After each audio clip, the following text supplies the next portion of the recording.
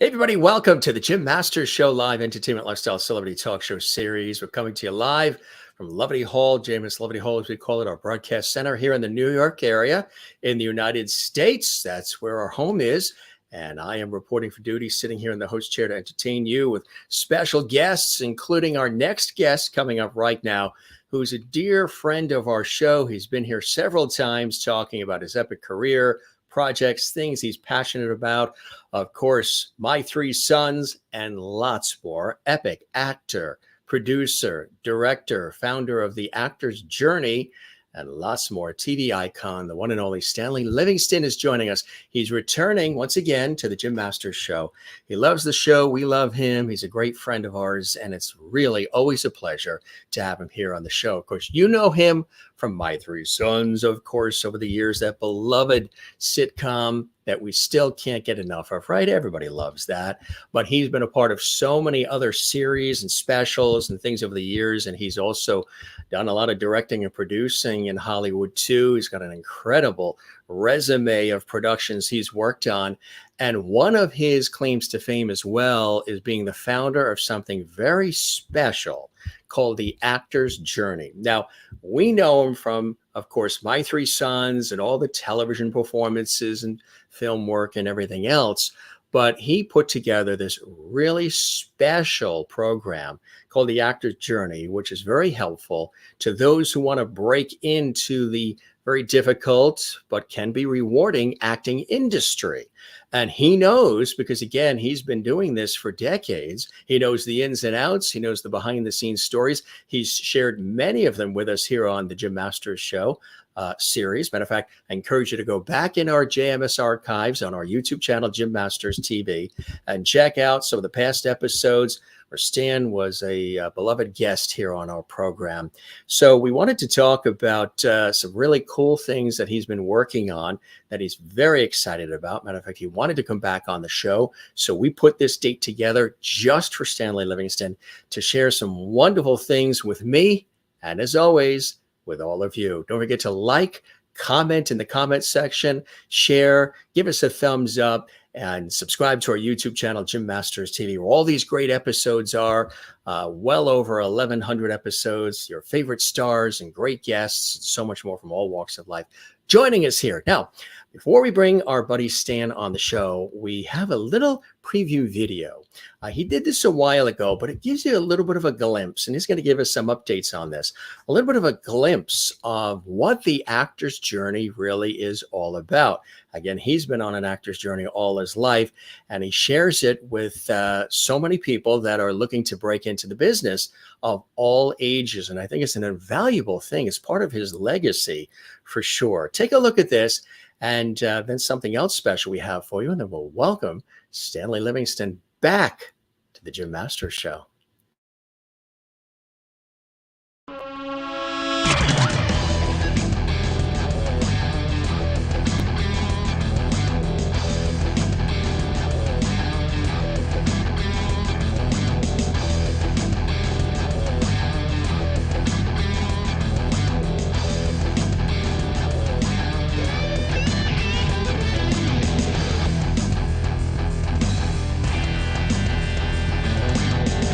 Hi, and welcome to The Actor's Journey.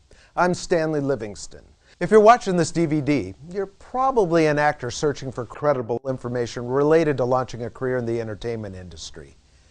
Or perhaps you're already a working actor who's interested in taking his or her career to the next level.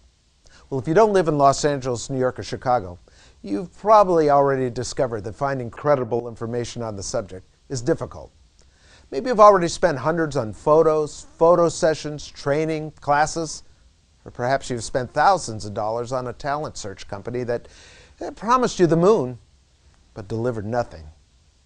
Beyond your initial training as an actor, the whole process of breaking into the industry seems a mystery. How does one go about launching a professional acting career? The answer to that question is as complicated as trying to understand the entertainment industry itself. And believe me, the entertainment industry does not give up her secrets easy. It's important to know that the curveball that's thrown to all actors is the basic lack of information on the business or non-performance side of the industry. The business side of the industry can only be explained by relating the hard-earned experiences of those individuals who've actually gone through the process and succeeded on some level. Only those individuals can truly decipher and demystify the business for someone just starting out. And that's what the Actor's Journey Project is all about. For the first time in the 100-year history of the entertainment industry, a select group of more than 100 highly experienced industry veterans, union presidents, producers, executive producers, directors, casting directors, talent agents, talent managers, and an amazing cross-section of highly recognizable actors have come together to explain every aspect of the business side of the entertainment industry as it relates to actors. The professionals who participated in this project have earned their credentials. Most have worked in the industry on average of 20 to 30 years. Hey, that's a total of 2,500 years of collective experience. You are about to become the beneficiary of all their hard-earned experience, insights, and wisdom. We present the materials here as our legacy. The Actor's Journey is a set of tools and ideas to help you understand the entertainment industry in a comprehensive way before you undertake that journey. Unlike the aspiring actors of our generation who learn by doing, it's our collective goal to lay out a roadmap that outlines the many potholes and detours in the road that still exist for actors today. It's our hope that the Actor's Journey Project will be accepted as the definitive source of information for future generations of actors. Actors of all ages for years to come. Now, let's get started on that journey.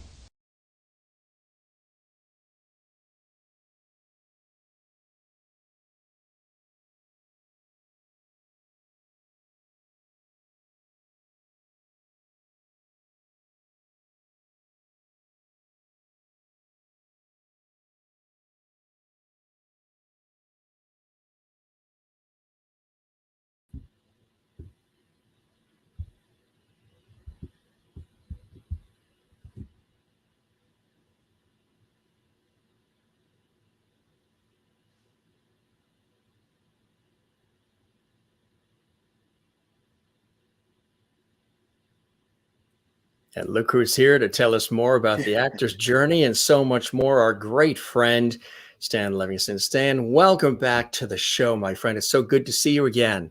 Hey, Jim, thanks for having me on again. I appreciate it very much. The pleasure is all mine. As I mentioned, everybody knows you from My Three Sons and so many other incredible projects you've had an opportunity to be a part of that I know means so much to you, and all of the fanfare and everything that's come your way from viewers and folks who just love your work. And then out of all of this incredible experience, because you've had so many stories to share and so many experiences behind the scenes, in front of the camera, producing, directing, acting, from a child star all the way up. You've seen it all, you've done it all, and you've been able to sort of take all of that knowledge and bring on some of these other veterans in the industry who have stories to tell as well, who can inspire others, and put together something very special called The Actor's Journey. We showed that little clip there, and we have another clip from some of the other folks, Henry Winkler and others, talking about it too. We'll show a little bit later.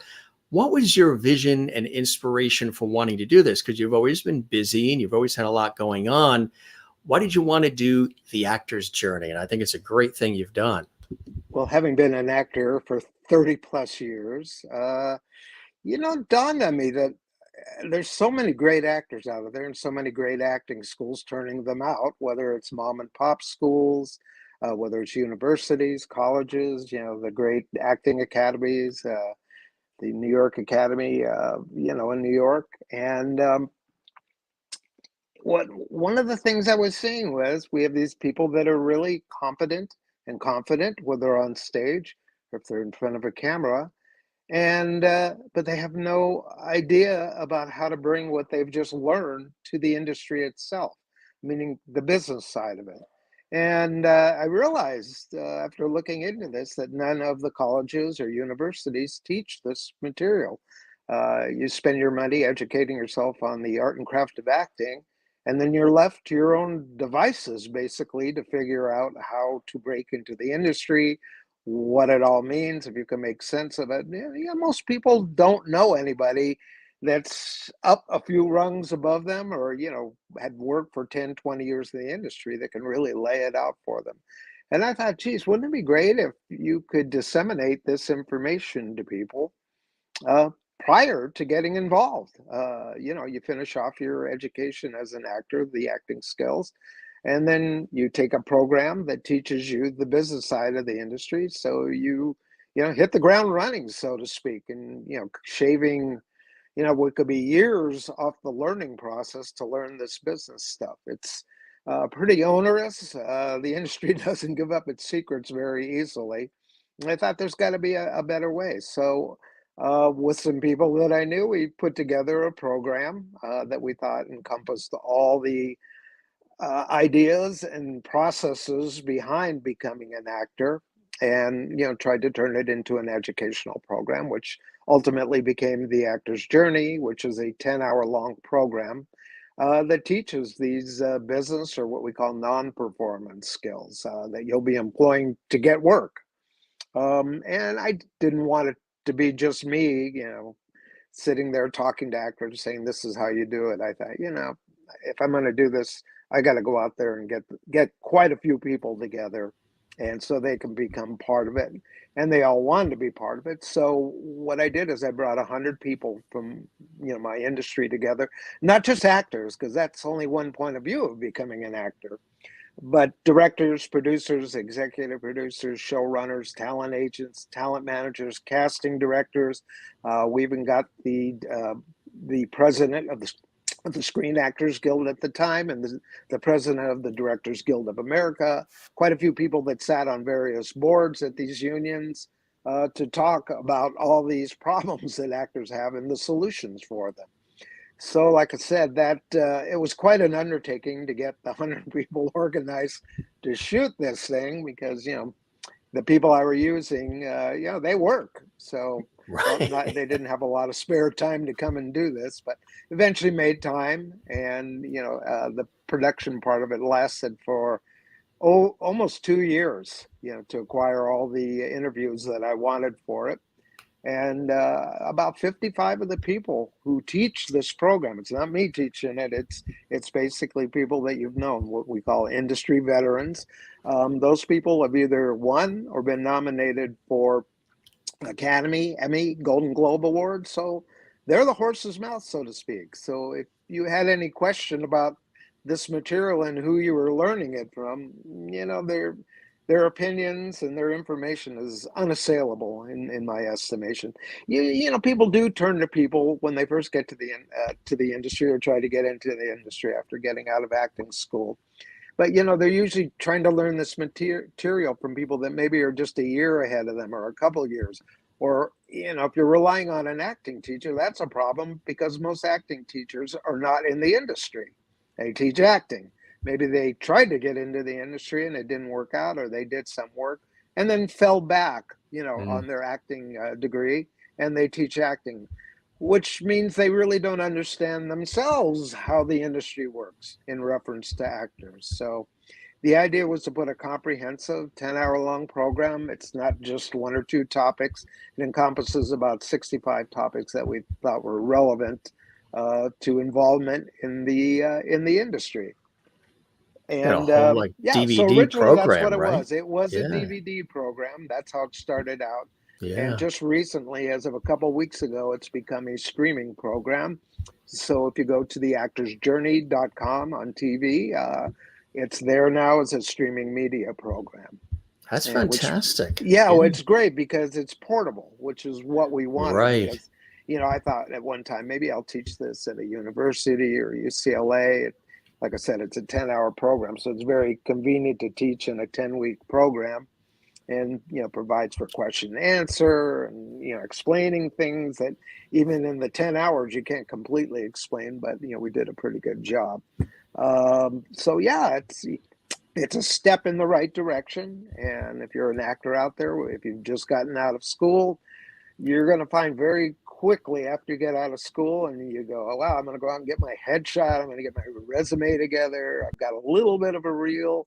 I'm going to try and get in the Screen Actors Guild, and I'm going to try and get in the union, the various ones. And you know, those are some things you can do. And there's a certain order to that. And if you do it in the wrong order, you can really mess yourself up. The point is, even with the Screen Actors Guild, people think that's something they need to do as soon as they can, and the reality is that's one of the last things you should do, especially for an actor just starting out. The reason being is if you luck out and you get a union job on your first job, you now have this voucher which you can go down to the union and pay. I don't know what it is now. It's probably about $3,500. Give them the money, and you get a card back, a little plastic card or paper card that says you're in the union. Well, your chances of getting another union job right away are pretty slim because nobody knows you. What's really open to you is probably more like non-union films, student films, and you can do those. But if you join the union, unless they're a signatory, you can't even do their films. And if you do a non-union film, you're kicked right back out of the union. So you'll never get back in. So like I said, some people don't know this. They join and find out they boxed themselves into a corner, and they can only do union films, and good luck getting your next one. It might be 5 or 10 years. See, because you've done it, and you've done it since childhood, so you've had an opportunity to really see the ins and outs of it, which I think is fantastic. My background is having started as a child actor back in 1954, and worked probably pretty solidly through about 1980 as an actor. But in 1970, when I turned about 20, I formed a production company. Got my feet wet on the other side of the camera, learning everything about production. Prior to that, about cameras. In those days, we used to shoot on film, so film stocks, laboratory procedures, editing, producing, scheduling. I've done it all. Directing, producing, obviously. That was the end goal. So, yeah. How did you assemble the others who are a part of sort of the actor's journey team? Did people, once they heard about it, or, did you reach out to them, or did word spread, hey, I want to be a part of it? How'd you assemble such a great, stellar team? It was difficult, but not difficult. Most of the people in it, I know I've either worked with, worked for, or have been friends with, for decades. And there were some people involved in it early on when I had the idea for it.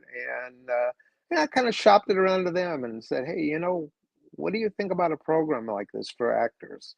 I said, I see this huge gap and, between school and actually making it into the industry, that if we could build a bridge and give people the correct information and make it a lot easier. I mean, it's hard enough in this industry when you do have an idea what you're doing. So you can imagine what it's like if you know nothing or know very little. The success level is pretty dismal.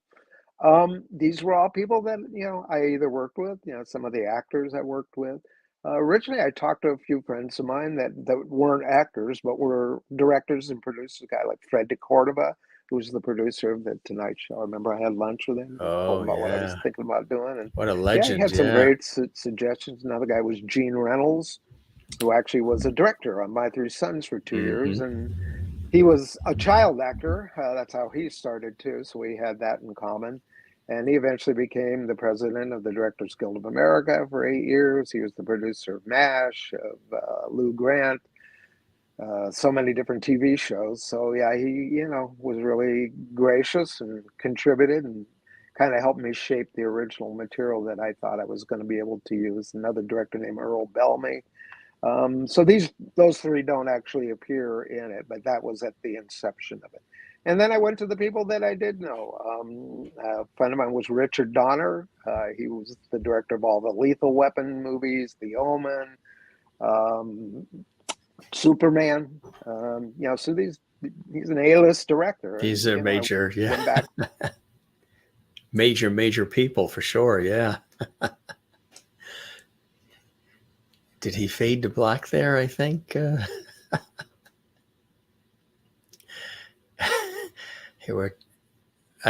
Can you hear us? Sometimes his Wi-Fi or I don't know if it's on his phone, but he'll be back. You can see him trying. It's sort of, there's a loose cord or just bails out on him sometimes, but he'll be back. What a cool story, right? While he's getting himself configured, because he'll be back, I'm sure his phone went out or maybe it needed to be charged. We have another video I want to show you that's very cool, and you're going to recognize some of these amazing Hollywood celebrities and stars, some still with us, not with us as well. But I'll show you that, and then we'll have Stan come back. Take a look at some of these great people who have been a part and are a part of the actor's journey.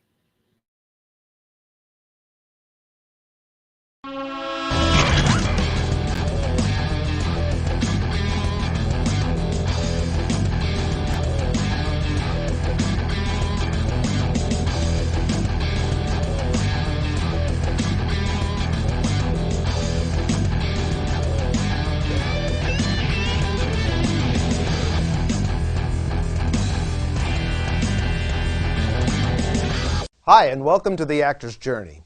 I'm Stanley Livingston. If you're watching this DVD, you're probably an actor searching for credible information related to launching a career in the entertainment industry. The business side of the industry can only be explained by relating the hard-earned experiences of those individuals who've actually gone through the process and succeeded on some level. Only those individuals can truly decipher and demystify the business for someone just starting out. And that's what the Actor's Journey Project is all about.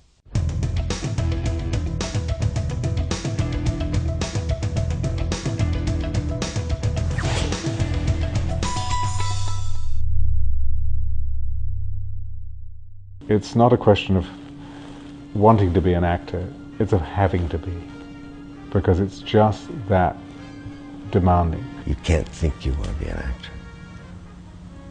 And it's the truth. You got to know it. My whole career has been looking for the weakness in the wall that stands between you and the rest of your career. You have to be tenacious, you have to be bold, you have to be innovative, and you have to be creative, and you have to be relentless. Just relentless. Your job as an actor is not acting. Your job as an actor is to get a job. You have to approach that as a business. You have to work at that 8 hours a day, 10 hours a day to get a job. Work breeds work. Yeah, absolutely, you need to work where you can, get a reel, and more importantly, get experience. You've got to be proactive about this and get out there and try it. The more films you make, the more you work, the more you just love the process. Love the process. Love it to death. Love the auditions. Love the classes. Love the callbacks. Love the process of getting where you want to go. I like to say, if I'm to be, it's up to me. You can't depend on other people to validate your life. You can't depend on other people to make things happen for you.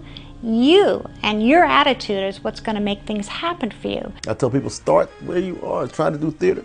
I'm always pushing this theater, and I guess they think I'm crazy.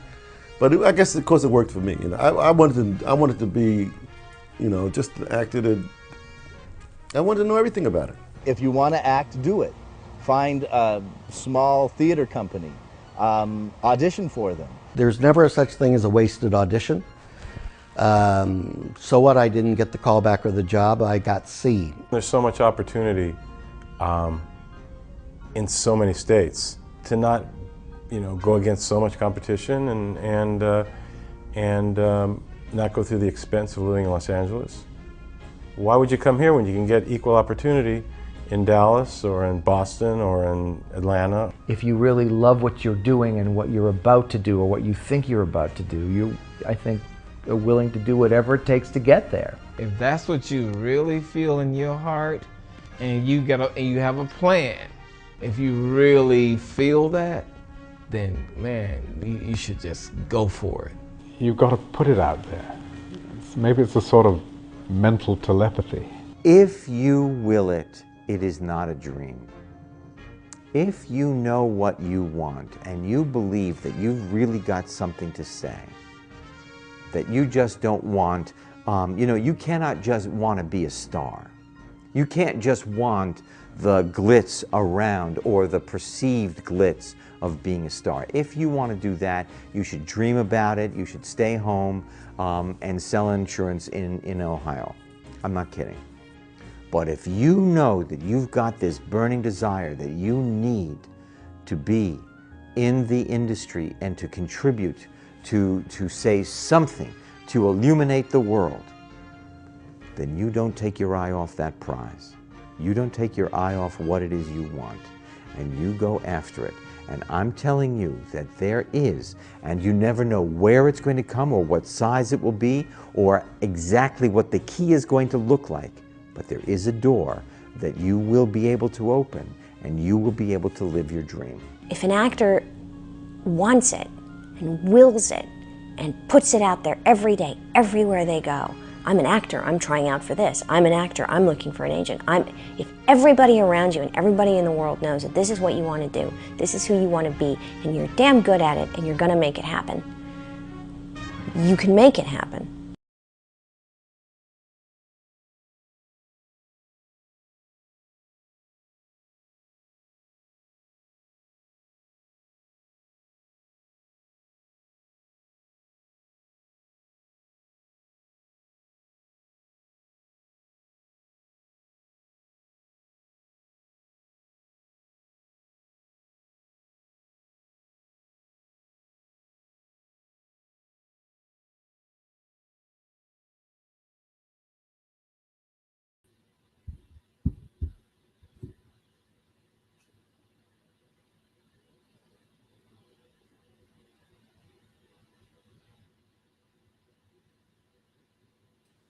And through the magic of the internet, he is back.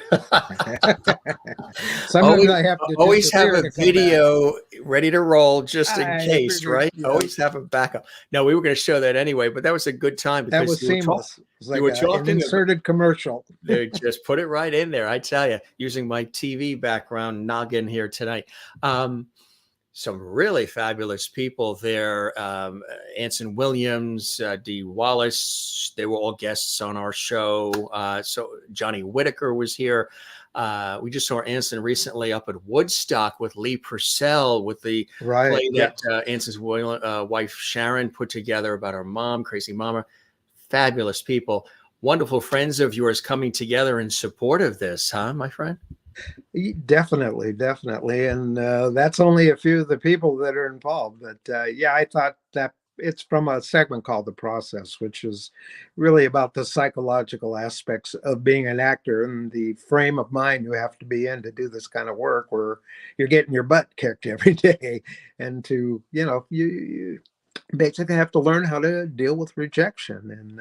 And one of the things we explain, because people, especially at the beginning, you're rejected a lot, but everybody gets rejected. That's the point. And we explain to actors that you may think you're the only one getting rejected because you're new. At the top of the food chain, where you have actors that are making $20 million a picture, what you don't know is they're being rejected.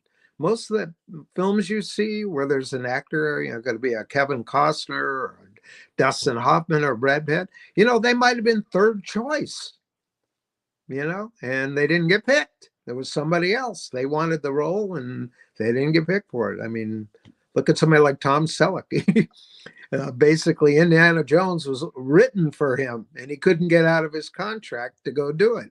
And nobody wanted Harrison Ford, even though he had starred in the Star Wars features. And maybe that's why they didn't want him. They thought they'd go with a fresh face. And ultimately, somebody looked around. I think it was Steven Spielberg who had to convince George Lucas that Harrison Ford was the right choice for Indiana Jones. But almost any movie that you've seen, the guy you're seeing wasn't the first choice. The first choice was unavailable when they made the movie. Or there were people that wanted that role and went in, and you wouldn't believe people at that level auditioning. You think at some point, if you've done enough movies and starred in enough films and maybe even won an Academy Award and you want a certain role, that they're going to give it to you. It doesn't work that way. Even Marlon Brando had to audition for The Godfather, for God's sakes, So when you tell people that, I mean, the point of telling people that is so that they can think about that thing when they're being asked to audition. If Marlon Brando's going to audition, you can audition. Don't want to hear the problem, Exactly, But right. actors don't think of it that way.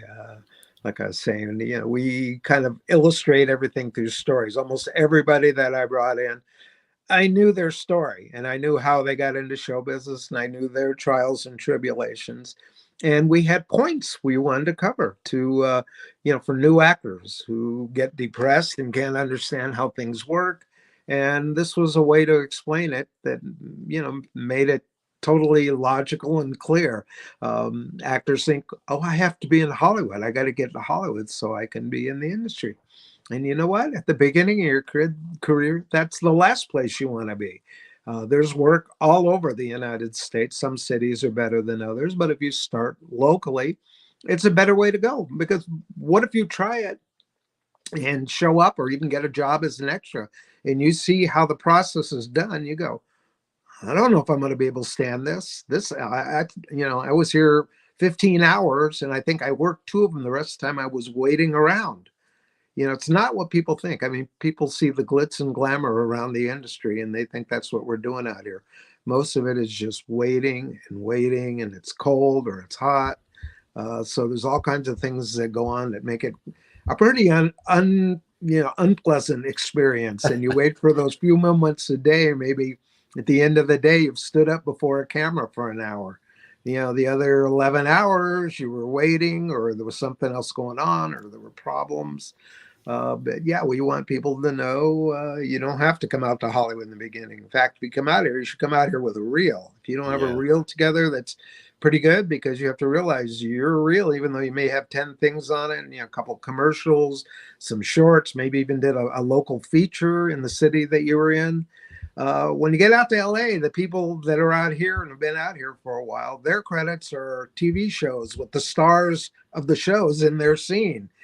So it attracts all the attention from the casting people and makes you look better. Depends who you're standing next to in that scene or doing that scene with you that gives you legitimacy in the industry.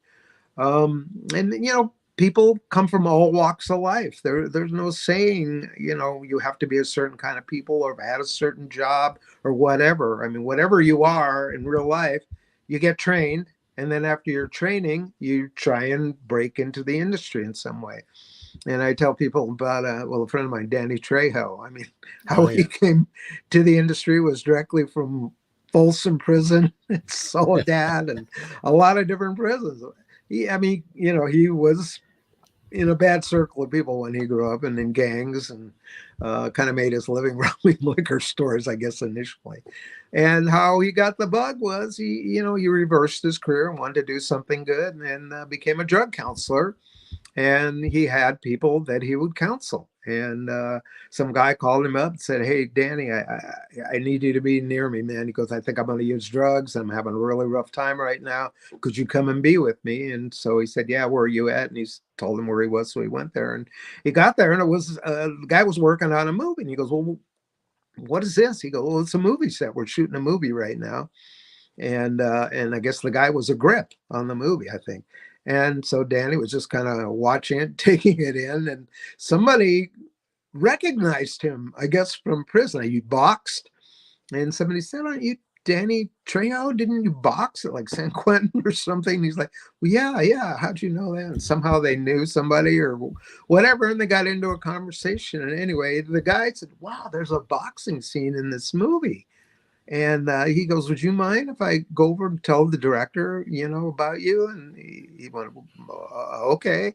So he went away and came back, and he said, "Well, yeah," he said, "they're interested in having you be in the scene and box with one of the main actors."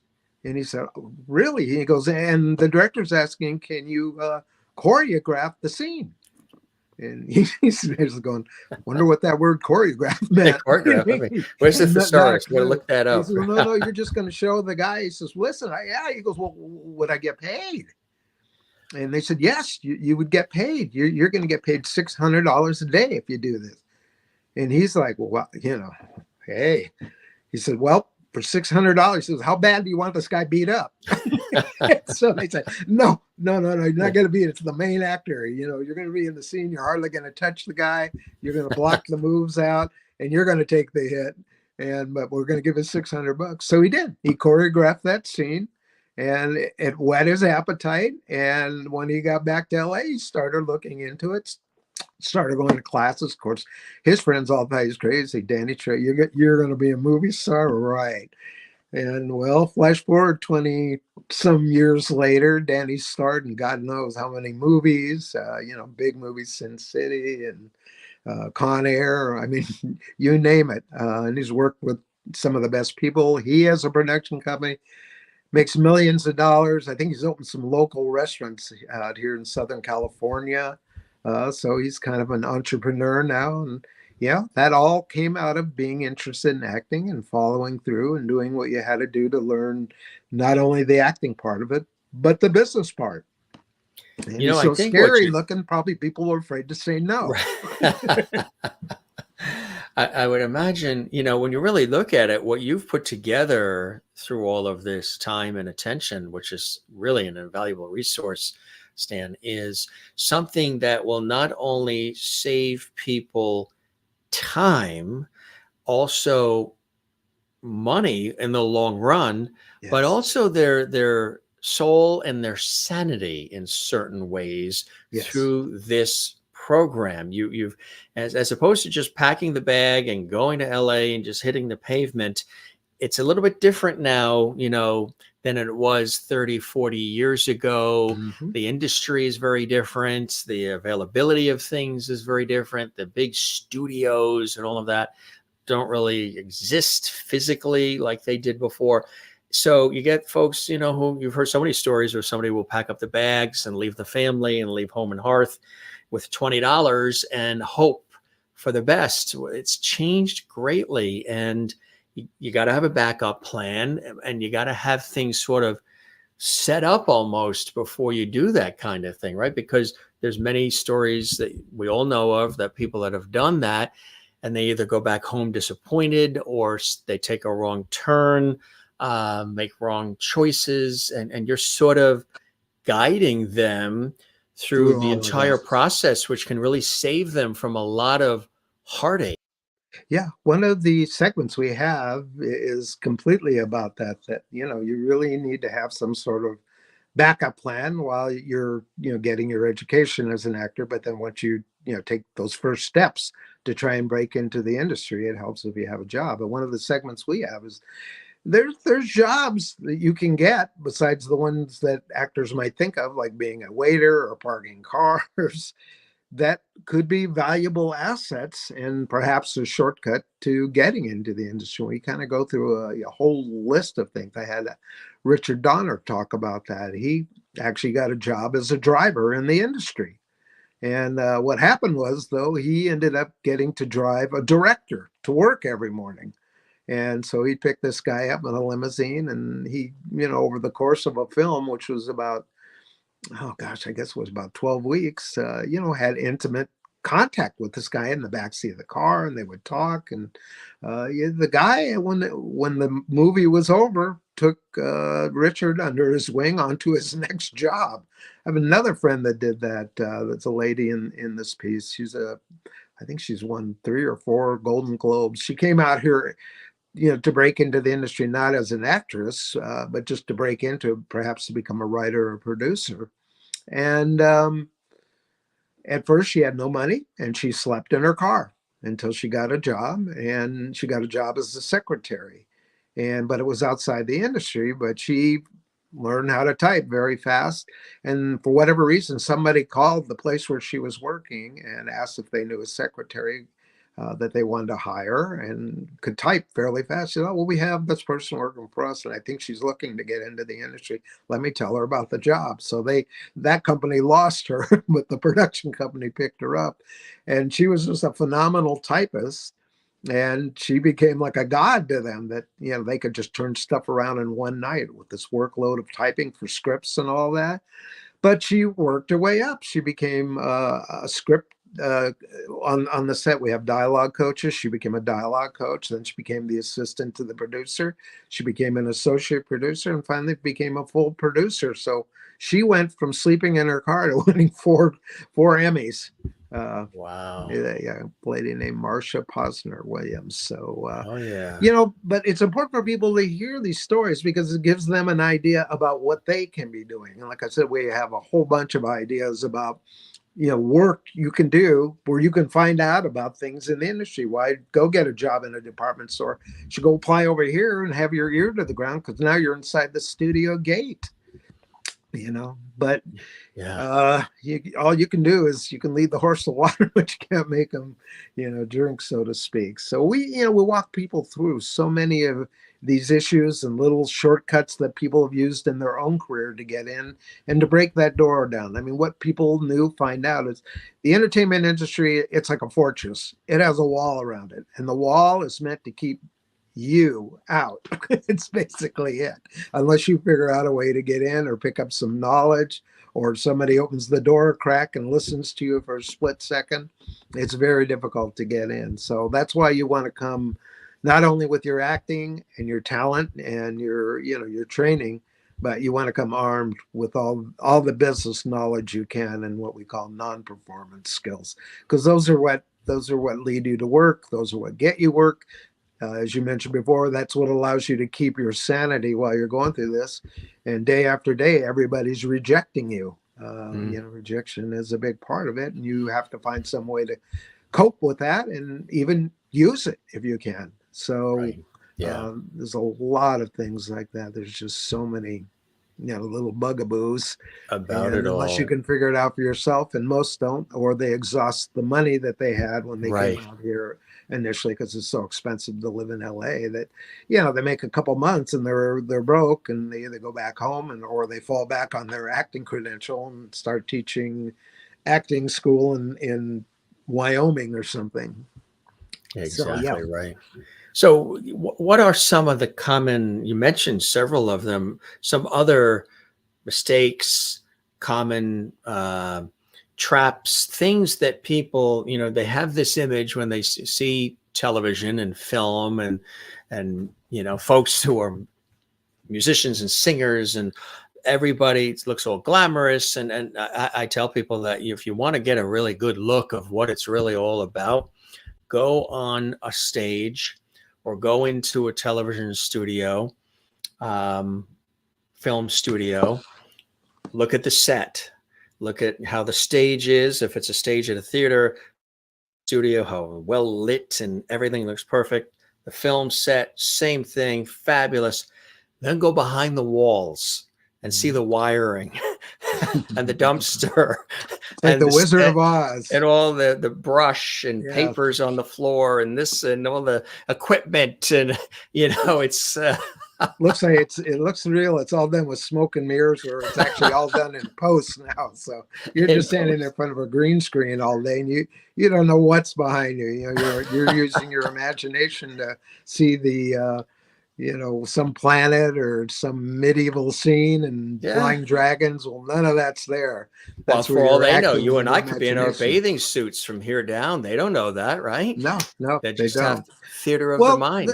I think the biggest mistakes are, well, number one, coming out here early on. I think you should start locally, see what happens to you at that point, and see if you resonate. Some people can be good, but it just doesn't happen for them. Or some people, go to Yale or Harvard and get trained, and they're still not really at the level of talent you need to be into the mainstream of the industry. That doesn't mean you can't find work elsewhere, like in theater or smaller films, but you kind of have to find your place and level in the industry too. The other one, as I mentioned before, is joining the Screen Actors Guild as soon as you can. You want to hold off on doing that as long as you can. Get as much under your belt and as many things on your reel as you can. And if you happen to do a Screen Actors Guild project where you get that voucher that allows you to join, put it in your back pocket and continue to do the other work until you've got something really worthwhile where somebody sends you in on another Screen Actors Guild film. And maybe now you're going to have the lead in that film. So, it's worth cashing that chip at that point. But in my estimation, it's not worth it before that. There's other things that people are told that I think are, completely wrong. Like, don't work as an extra. That's a great way to start, if you ask me. Even though you're trained and you think of yourself as an actor, I think one of the best experiences you can get early on is going to work as an extra and seeing how it's all put together, see how a set is run, see how the director works with people, because you have all that, but the load of the production's not on your shoulders yet. So you have the vantage point of seeing it all and not having the stress of, wow, this is all dependent upon me to make it work out. Or commercials. That's another thing. I think actors are advised wrong to not do commercials, especially if you are in a bigger city like New York, LA, and Chicago. Because a lot of people don't too, right? Well, it used to be if you did commercials, it was frowned upon because, what if you got a hit commercial? It's on, 200 times a day. It could ruin your acting career. Well, right. You could also make, $500,000 too. That's the other side of it. But more important than that is who you might be working with. That's more important than any job you'll ever do, is the people you're going to meet on the set, from the director to the producer. Because if you give them gold and they love what you're doing, you're going to hear from them again. When you work, it's all about one job, but with the people you work with, they're going on to their next job probably right after that, and they can drag you along with them. A thing I like to point out is my own brother Barry. Not early on, it was probably about 10 years ago. He went out on a commercial, because he's like me. We believe in, you do whatever because you don't know who you're going to meet. And it was for a Heineken beer commercial. And he went in, he auditioned, got a call back, and then he got a second call back before he finally found out he got the part. And so he thought, wow, this is great. So I finally got this. And he went in. It was on the set the morning of the shoot. And they asked him, have you met the star yet? And Barry said, oh, there's a star? And he's like, well, that's not the script I had. And he goes, oh, that wasn't even the real script. Here's the real script. So they took Barry to a trailer and knocked on the door, and the door opened. And guess what? It was Brad Pitt. So Barry ended up being in a Heineken commercial with Brad Pitt. Brad Pitt, huh? And then the name of the director is escaping my mind right now, but the director was a huge director. He's the guy that directed The Social Network. What's his name?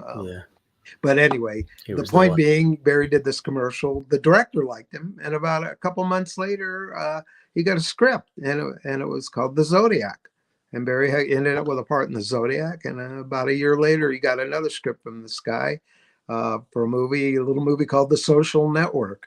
And it said the part of Mr. Cox on the front. And that was all from doing a Heineken commercial. So yeah, if you don't show up, you don't know what you're missing. A lot of big directors, Sidney Pollack used to direct commercials. The director? David Fincher? David Fincher, that's the name I was trying to think of. Yeah, it was David Fincher. And to boot, I think it was about a year after that, Barry went out on another commercial for an Orville Redenbacher popcorn commercial. And he walked into the office. Well, guess who was sitting behind the desk? David Fincher. Guess who got the part? Barry. Hey, So yeah, you go in. That old adage of who you know and networking and connections still exists in these industries. Yeah. Well, that's one of the other things we try to teach actor too. That you have these auditions, and they're just brief moments in time where you walk into this room and they can be very curt, or they don't want to talk to you. You can walk in and you just looked at the sides in the front room. And the second you sit down, they go. Not how are you? What's your name? I mean, nothing. And then other times, they're willing to take a moment, and you have to learn how to crack the ice with these people. How to engage them or do something tricky that gets them involved in a conversation. Why? Because they get to know you and get to see you. And, they'll think of you more than the guy that just walked in that didn't say anything or didn't have a conversation. I remember Henry Winkler told me early on in his career, he had a little trick he did. Back in those days, almost all actors had a leather binder with their 8x10s in it, and you would hand it over when you came in the room, and they would look through it, the casting director and the director. And I had one of those too. I still have it, actually. It's in storage. He walked in with a brown paper bag with a handle that had his pictures down it, and it was from a market. It was called like Union Market or something that you would only know of if you lived back east or something. And they were black and white back then, a lot of them. Yeah. Headshots. Yeah. Started this whole conversation and everybody was laughing. And, they spent 5-10 minutes with him getting to know him before he read the scene. And guess who got the part? you know? So it's all these little details that you don't think about, and especially auditions, because that's probably the most nerve-wracking part of our industry. Getting the job, you know, you can sort of be relaxed at that point, but you have to learn how to audition. The reason being is if you don't know how to audition well and you're not comfortable in the audition room, you're never going to get the part. So somehow that's the thing you have to work on the most, that you can walk into that room filled with terror and relax yourself, feel at home, you know, make the other people feel comfortable, and they then do freeze your thing. up with auditions like it's taking the SATs or something. They get nervous because it's like a test, and then they freeze, and they may be very talented, but everything riding on, you know, the buildup in their mind of everything riding on that one crucial moment, and then they get tongue-tied or something happens, right? And so you can really stress teach them, is enormous, because you know them you're to getting this one relax, shot, breathe. and this may be your only shot ever. I mean, you know, new actors, sometimes they get 1 or 2 auditions. That's all they ever get, you know. So yeah, that one moment is a make it or break it moment. So you've got to be prepared for that. And you teach like them I how said, not to hyperventilate, how not to faint on the floor or throw up in the office of the producer. It's another. Have you ever had situations yourself where you really wanted it, you hoped for it, and nerves got in your way too over the years?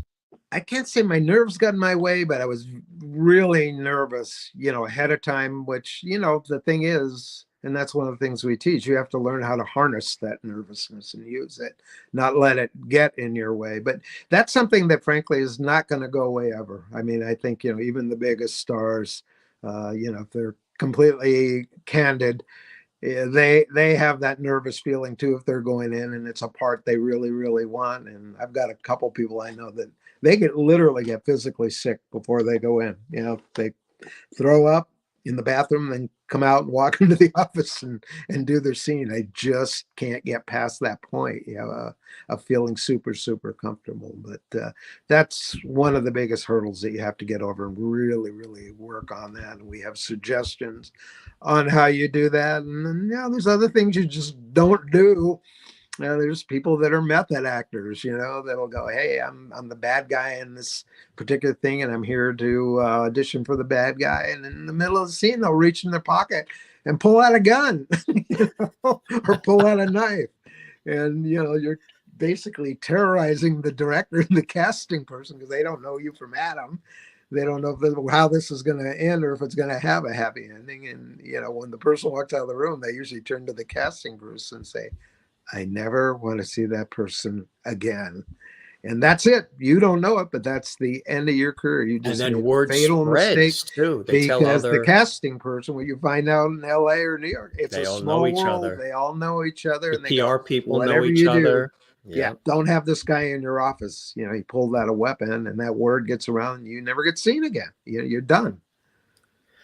And don't call and ask them, like try to dig for their number and call them and say, how did I do? Am I in the running and all that? No. If you're in the running, they will let you know. Don't chase the producers, the casting people at all. Because sometimes I've seen people actually do that. Matter of fact, you'll appreciate this. I was on a TV commercial, and I was a spokesperson for this in New York. And it was for this major automobile retailer with multiple dealership locations. So I was the male spokesperson, and we were filming out in the parking lot amongst the cars, walking through them and everything. We were up against the clock several times because the sun was setting. And there was a female actor who was with me as the counterpart. I would do my lines, then she would be over by those cars, do those lines. Sometimes we were together. And it was her first time really doing anything that was television or video or commercial. She was a model. So she came to the actual television shoot for the commercial campaign with her modeling portfolio, and all the other talent, the other actors and actresses that, you know, from the city and everything. And she started opening it and showing everybody her modeling portfolio during the downtime and when we were in the back on the commercial. And everybody's like telling her, put that away. Don't let the director see that. don't promote and advertise. Don't show your modeling portfolio while we're on this commercial, because he's a taskmaster. He's brilliant, but he's out in the parking lot with this cape over his area so he can see the screens. He's in this hut, and if he sees this, and then she started talking about, complaining again. She came from the modeling world. Okay, when do we break for lunch?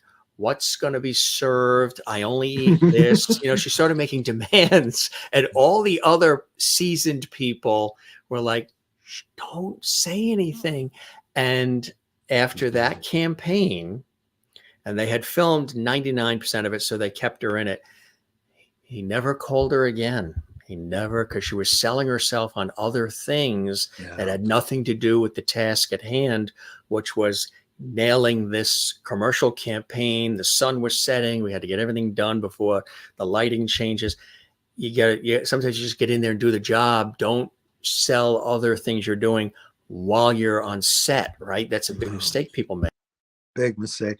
I mean, it's tough enough. I mean, traditionally, directors and producers never wanted to see models anyway, at least not on an audition, maybe on a date or something. But, it was just kind of a given that most of the people that did the modeling, they're good looking people, but they were just never seemed to rise to the level of talent needed, or were very wooden, or it just never worked. Very, very few. That's not to say everybody, but for the most part, that was it. So, if you were modeling, the suggestion, I think this is in the actor's journey, is just keep that under wraps. If you're trying to go out for acting parts in movie and TV, don't even bring that up.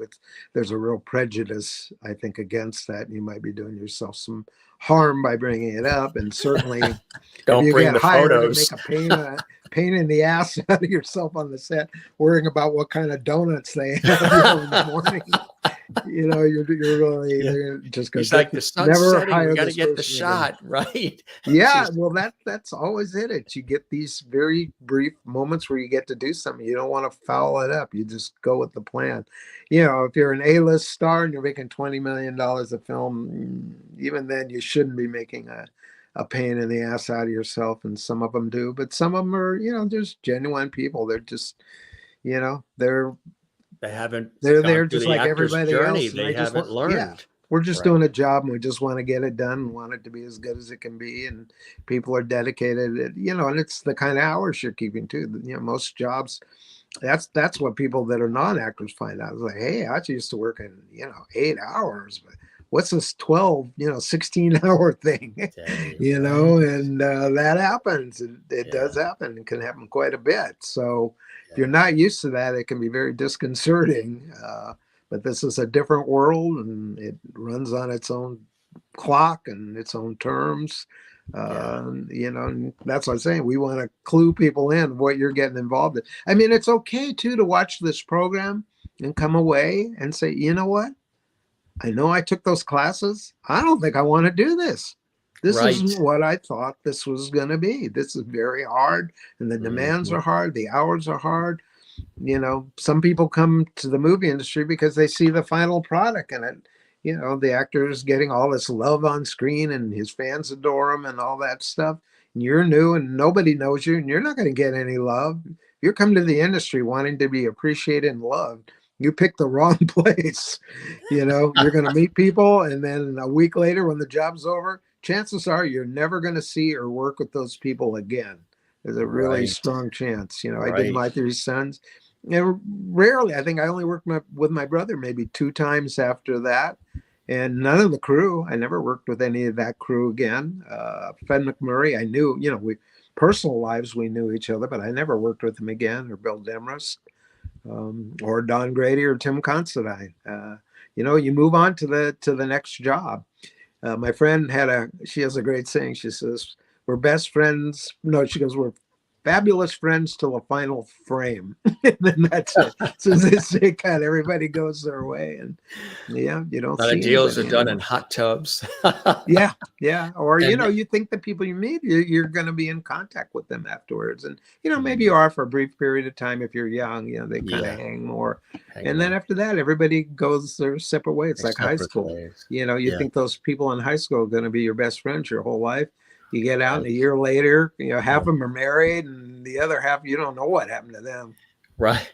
I've had a number of people tell me too, but on both coasts, New York and LA, they'll have lunch set with a friend.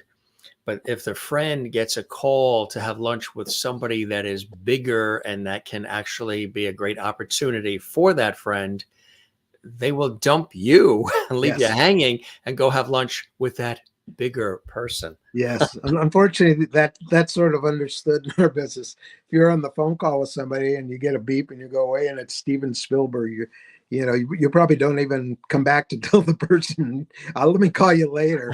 That's Steven. You just don't come back. Sorry, Mom. I should probably tell people about this program too, because when it was on DVD, I don't want to say it was expensive because I didn't think it was expensive. 10-hour program for, I think it was $239. Yeah, that's kind of what it was, which made it about, I think, $30 a DVD. But you have to put that in perspective too. You've probably just spent anywhere from $5,000 to $25,000 to $50,000 getting yourself trained as an actor. So to spend $239 to learn what to do with what you just spent all that money learning is a pittance. And that's one thing that I'm glad about now that we have it on streaming media. We don't have to process and make DVDs any longer. It's a streaming program. So the program's a lot less. I think it's like $125 if you want to get the whole program all at once. And that's the other thing we were able to break it up to. I kind of liken the new way we're doing it to a pizza. You can order the whole pizza, which is all 65 segments, and you have access to them all at once. Or you can order it by the slice, and there's 8 slices because originally we had 8 volumes, and the 8 volumes had 8 segments each on it. I think they're about $25. Or if you really don't have any money and you really still want to do this, and you think you need to know it, you can buy the pizza by the bites. So we have all 65 segments up there. You can start off with segment number 1, work your way through 66 segments, and they're like $2 to $5 each. So, it's all like 10 hours total. But right? Whether you take it as the whole thing or do it incrementally in volumes or in the pieces, the segments, it's all 10 hours. Yeah, it's the entire program. And we've been having, generic conversation tying into it, but if somebody does do it, like, how does it start? Like, what would be one of the first things that you tackle in the beginning? Maybe you can tell us about the titles of the categories, or that'd be great. Hang on a second. I actually kept that near me. Perfect. And if I have some light, maybe I can see it. Yeah. My eyes. That's the only problem. I'm getting older. Well, the first one is just a little bit of history, about the industry of, the way the industry worked then and the way it works now, which is almost exactly the same. I mean, obviously there's changes. In the old days, say for your headshot, you'd have to go meet a photographer and have a whole set of stills, pick out a couple, and that either what you or your agent would submit. It's still like that, just that everything's done online. But people go, well, I don't need as good a picture now. I don't need a professional picture, because I've got a camera. But the problem is, again, you're competing with other people who, even though their picture is going to be online and it's going to be the size of my thumbnail right there. Well, if you have a really well-lit picture that pops, as opposed to your selfie that maybe you're looking the wrong way or it's kind of dark, you're not even going to stand out. So it's, you would think you could get away saying, well, I don't even need that anymore. But you do. You really need a professional picture because it's going to be miniaturized. And unless, when a professional photographer will know how to make that miniature image leap off the page when you're on the same page with maybe 25 other pictures, until somebody clicks on it, but they won't even click on it unless it pops. So yeah, when I hear of the excuse that people just go, well, let's take a selfie. Well, go ahead, but you're competing against some guy who probably spent minimum $300, maybe $500 for a photo session and really got a cool looking picture that just leaps off the page. And like I said, when you're presented as opposed to the old day where a courier would walk your 8x10 in and somebody to actually pick it up and look at it for 2 seconds before they put it in the trash can. Right. You know, now they just push a button and look on a page and nothing pops. They go to the next page and the next page. So you still need to take the time and do things professionally. And it stands out because, believe me, these people see pictures all day. Casting people and agents, they know a good picture when they see one, and they know a picture that can sell. The picture better look like you. You know, if it's a picture of you 10 years ago or a picture of you 3 weeks ago where you had a mohawk, a lime green mohawk, and, you know, now you've got something else, and you walk in the office, that pisses casting people off and directors to no end. You know, if you had long hair and now you walk in with a mohawk and they were looking at your picture online where you had a regular haircut, you know, you just wasted their time. And that's how you end up on these lists, not to be seen again. But like I said, there's a little bit of history in the beginning that's just set people up. And the funny thing is, this whole project, the Actors Journey Project, starts with this old-time film of old-time Hollywood on Hollywood Boulevard with I think it's Grauman's Chinese Theater. And then it cuts to a studio, and then it cuts to outside a casting office, and there's a sign that says casting office. And then not far away is another sign that says, if you're planning on entering the motion picture industry as an actor, be sure you get real and creditable information about this business before you launch your career. It goes, you could be exploited. And I'm like thinking, and this was dated, I think, 1929. Wow. It's almost 100 years later, and it's the same and thing. It's still the same. Yeah, there's story. just a blackout when it comes time to getting the information you need, you know, to take your career to the industry so you can turn it into some of your, you know, all the acting and all your talent. You want to bring it to the industry. So it's not too much different. You know, we have a couple chapters want to talk about what I call a passion for acting, because if you're getting involved in this industry as an actor for any other reason that I mean, you have to do this. It just has to be almost on the core level. Every corpuscle in your body has to want to be an actor. You know, if you're just thinking, I think I'll try this for a while and I don't need those classes, maybe I'll do this, you're not going to get anywhere, because you're competing against people where, I mean, the very air that they breathe is that they're acting day and night. Doesn't matter what, you know, they're either studying in classes, preparing themselves, trying to figure out the industry. You know, you're competing against that type of people. So really, your commitment to being an actor is really what you know, basic to success, I think, in the industry. Perseverance, something we should probably talk about. I mean, you know, people try this for a while and there's a lot of frustrations in the beginning, especially for people. And that's almost everybody, because this project's only been around for a little bit, to learn the material so you can get yourself involved in the industry. But even with that, you're going to have to persevere, meaning you're going to have to do it day after day after day, even though it looks like you're not getting anywhere. If you're meeting people, taking classes, meeting with other actors, trying to find out about jobs, learning about how actors do get work. You know, there's backstage, there's Actors Access, all the little tricks of the trade that, you know, actors slowly find out about, that they can find out about immediately in this program. But you still have to persevere, because you're not gonna get every job. In fact, I think the ratio is something like, if you go out on 100 interviews, you might get one job. You know, that's pretty bad odds, but that's about what it is. But part of this is a measuring stick too, I think, where, you know, you may think you're good and your friends may think you're good. It's up to the directors and the casting director and your agent as to whether you're really good enough. You know, there's nothing worse, because agents will send you out maybe 5 or 10 times. And if you haven't booked something, they get frustrated and you stop hearing from them. So now you have an agent who you're not hearing from. What do?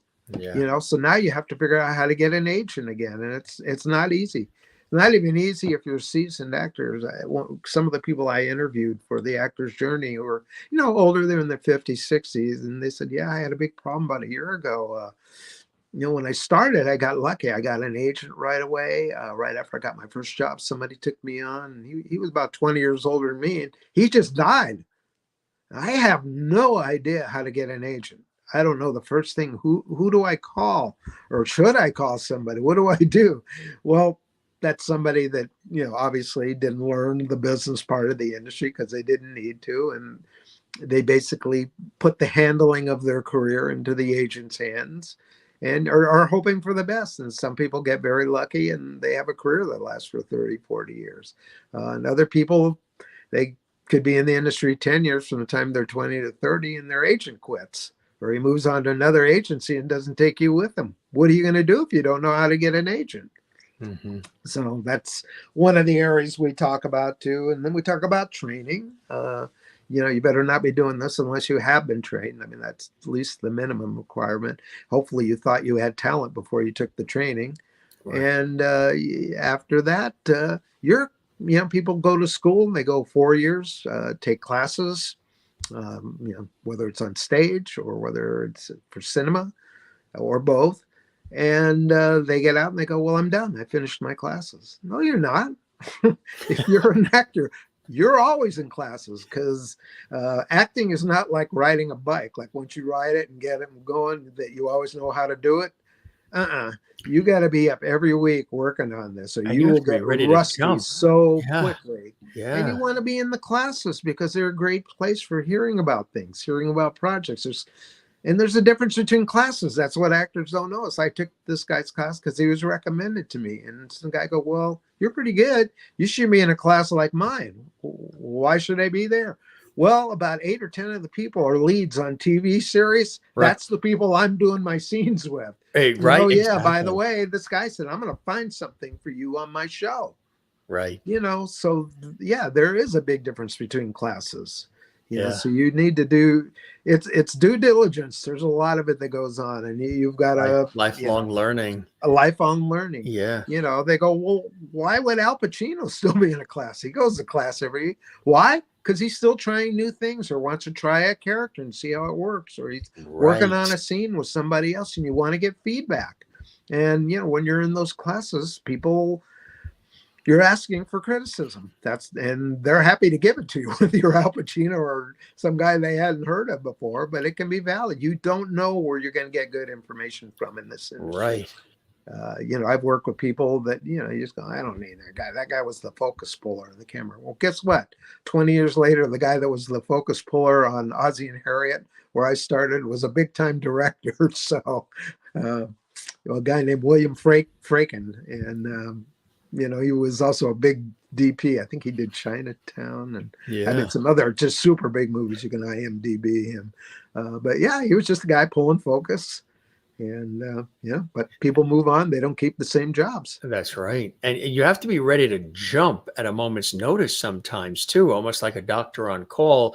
I've really emphasized in my career the broadcast side, television, radio, all of that part of the industry has been the central focus for me on air and behind the scenes. But I did, and you'll appreciate this, I got a call a couple years ago.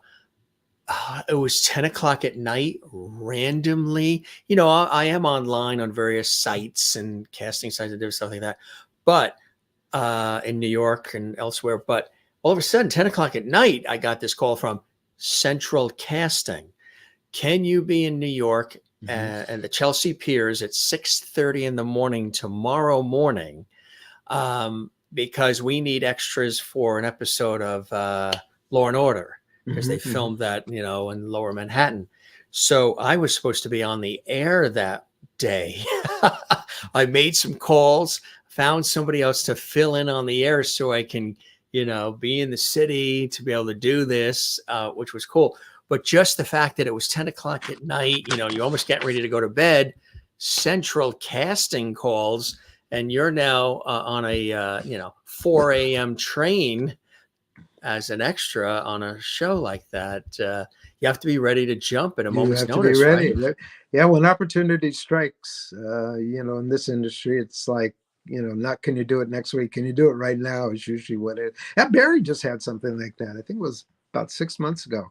He got a call about 6 o'clock, and his agent wanted to know if he was available to do a project. Barry's like, well, I'm always available. He goes, no, I mean like tonight. And he goes, well, what do you mean? He goes, well, you won't even have to audition. Yeah, you know, I told them who you were, and they're familiar with your work. You need to be at LAX at 9 o'clock. You're going to fly to Mexico City, and you work tomorrow. And it's a TV series they were shooting down there called Narcos, I guess Mexico or something like that. And so Barry went down and did his work there for 2 days and came back home. And, you know, that was just freaky, but sometimes that's how it works. And, you know, it's the same too on the other side. I mean, I work more on the other side of the camera, but I get calls and people like, oh my God, I got to have this thing edited. And can you help? And I'm like, okay, yeah, you're a friend, so I will. So or, you know, can you go grab a camera and go shoot something, you know? Right. Hope you didn't forget a part for your camera, or, you know, the little clip that wires the microphone on, and all you can those screw little things things up. So yeah, you have to be, what do they People call it? Have gun, will travel. It's all people may, you know, tuning in or what have you, familiar from, you know, with you from all of the visual work, My Three Sons and everything else, may wonder why you stepped away from the acting part and went into, you love the producing, directing part. I know that's something in your soul, but what was it about pulling away from the acting part that you felt was right for you? Yeah, it took a while to do that. I mean, I think from the time I was a kid, I related to directors and was curious, you know, about what they were doing. But I was always a person when I was on the set, you know, I wasn't in my dressing room. A lot of people just go back to their dressing room every time or chit chat. I was always on the set watching, you know, what the director was doing and all the different people that, you know, the lighting, the gaffers, the grips, even the sound people that's running the mixer and running the boom and all that. I was just curious about all that growing up. And then when I got to be about 16, 17, I thought, you know, I think I'm going to go this way. I'm more interested in this stuff, and this looks like fun to me. And I started taking it more seriously, and it was a great place to be. What happened was I was exposed to all those things and the people that I worked with. I mean, you wouldn't, you know, just a DP on a TV show, but what a lot of people didn't realize, that DP, director of photography, you know, 30 years ago won an Academy Award for some big movie. You know, and these are just older guys that want to work, and they were happy to impart all the information. So from the cameras, working in the cameras and the microphones, and going up and working with the assistant director, helping him schedule things and learning how that all worked, and to going into the editing room, the editors giving me film. Of course, it was film back then, and, you know, working on a movie. I just like that. And so when My Three Sons ended, I formed a production company, and a guy that I met in college, and we started shooting whatever we could shoot, you know, commercials, PSAs, music videos, corporate stuff, you know, to get our feet wet doing it. And were people still calling you, wanting you to be in I was still acting roles? then too. Yeah, but right. It dawned on me that the thing that I didn't like about being an actor, I'm sort of, I guess, somewhat of a self-starter and like to been in control of my fate. And as an actor, you're not really. I mean, even if you're a big actor, like I said, you don't always get the call, no matter what you do. And you're always waiting for the phone to ring. It used to drive me crazy. I mean, I was driving myself crazy. I'd sit near the phone all day, because in those days there weren't cell phones, so you had to be at home to get the call, or you'd come back and your agent go, where were you? I've been calling for 3 hours. Could have got you in on this movie at like 3 o'clock. And so I got to the point where I was hardly going anywhere. I sit by the phone, go like that, kind of will it to ring, you know, and it didn't. And I thought, man, I'm going to do this other stuff. You know, if the phone rings and I'm there, okay, but I'm not waiting around for that to happen. And so that's kind of what propelled me into going the other direction. I thought, I guess I'm kind of an existentialist, wanted to control my fate a little bit more. And if the calls weren't being made, that's because I wasn't the guy making them. You know, if I wanted to make a project happen, or a TV pilot, or whatever I thought I was going to be working on, or, you know, trying to get money for a movie. Yeah, that's another whole bag about what I do. Movies, trying to get movies produced is a whole other thing, because I realize this is like later in life, you know, getting involved in deals. Well, you can't just want to be the guy that shoots it and working with the script and the actors and all that stuff. You've got to be the business person too. So I had to go out and give myself like an MBA, basically, because if you're going out and raising money from what they call other people's money, you need to know everything you can know about private placement memorandums, company operating agreements, investor subscription documents, Reg D filings, Reg D 505 offerings. So I basically had to take like a year off till I felt confident that I knew all this material. And actually, I help a lot of my friends now who've got projects, and they're going to go, I got a guy who wants to hand me a check. I go, I'm giving you a piece of advice. The last thing you want to do is take that guy's check and put it in your personal bank account, because you will be hearing from the SEC. You'd be better off hearing from the FBI than the SEC, because you can go to jail. They put people in jail that are billionaires. Martha Mitchell's, Ivan Boesky, Michael Milken, Martha Stewart, I think I said that. But yeah, there's, you don't want to run afoul of them. So that was another add-on that I had to learn about later as I became a producer and trying to raise money for my projects. Is there's this whole business side, and that's what I'm saying. There's more than just making the movie. There is the business side of even being on the other side of the camera that you're responsible for. If you're leaving it to somebody else, a broker, an attorney, you're going to find out you got effed by somebody, because that's what happened. Just like as actors, exploitation is the name of the game. In fact, we have a whole segment on that, which is called, curiously, exploitation, gray areas, and scams. Most people are going to recognize that if they're exploited, especially after the fact, there's scams that you may not realize you're involved in an acting scam till later. And then there's gray areas, which are quasi-legitimate things, but they just don't lead anywhere. They're just there to usurp your money away. And, actors aren't necessarily the most well-heeled people. And, to have money taken away from you for something that doesn't lead anywhere is really, I think, a crime. And in that area, we try to steer people around certain things that happen in the industry, or certain kind of schools, or certain type of ventures, or discovery companies, to stay out of that realm, because it doesn't lead anywhere. Well, at first, they have a good song and dance, but then nothing happens, and by the time you realize it, you're out $5,000-$10,000. There's no shortcuts. That's the thing. I think most actors or parents that bring their kids to this industry, they really don't want to learn this stuff. They want to leave it up to somebody else, and that's a serious mistake, and that leaves the door open to be exploited. And sometimes they bring the kid in because they live through the kid, and they're like a helicopter parent, and things don't always happen right with the money. You hear horror stories from the past of the child doing all the work, and then they get, they grow up and they look in their account and there's nothing there. There's all these stories through the years. Yeah, well, there's a lot of people sitting there with their hand out. They're telling you they can help you or advance your career, or you can skip over everybody else, but it's going to cost you this amount of money. And a lot of people hand the money over, and you need to know who you're giving your money to and how to do your due diligence on people. And you just don't do it willy-nilly. But we all want to get where we're going, and we all want to jump to the head of the game, but sometimes you just can't. That's what I found. I mean, you pay. That's what they mean by paying your dues. You do this stuff, and you're putting your sweat equity into the industry by the things that you do.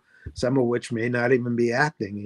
Maybe you help build the sets, but on the next one you get to act. So but you could, you might not even do that, but that could be an opportunity. That's what I think. There's all these little things out there that we want to make people aware of, and we got gosh, I think it's a whole one of what used to be a DVD. It's about 8 segments long, but it's on finding opportunities to work, especially if you're new to the industry. We cover dozens of those that people just don't know what they are or where those can lead. Just a simple one is if you have the ability to do stand-up comedy, or you can learn how to do stand-up comedy, that can be a shortcut into the industry. And voiceover work too, right? If you've got a wonderful voice. I used to do voiceover work. I worked for Hanna-Barbera for about 3 years. I did a series for them called Roman Holidays, and then they used to call me all the time to come in and do voices for Scooby-Doo's, and I think the other one was called Devlins. They were like motorcycles. You've always had a steady and easy, sort of warm tone to your voice. So your speaking voice, I'm sure, provides I've heard the same with mine too. That's why I can relate to you. Yeah, you have a great voice. It puts people at ease, Mm-hmm. and even when we watch you on television through these series and other things, you've always had this sort of comforting tone to your voice, which is really good when you're trying to impart information and mentor and inspire and teach people. Having, I think, that soothing sort of sound is a nice icebreaker for people. It is, and I think it gains their trust too. You know, like I said, it's all about them, not me. And the same thing with the actors. This isn't about me. I mean, I've done my thing. No matter what I do, it's always just my epitaph's going to say my three sons. I could directed or thought of and directed all three Star Wars episodes, but that wouldn't be on my obituary. It's going to be played Chip on my three sons. So I don't even think about Mine's that going to stuff say, anymore. I'll be back after this. Yeah, there you go.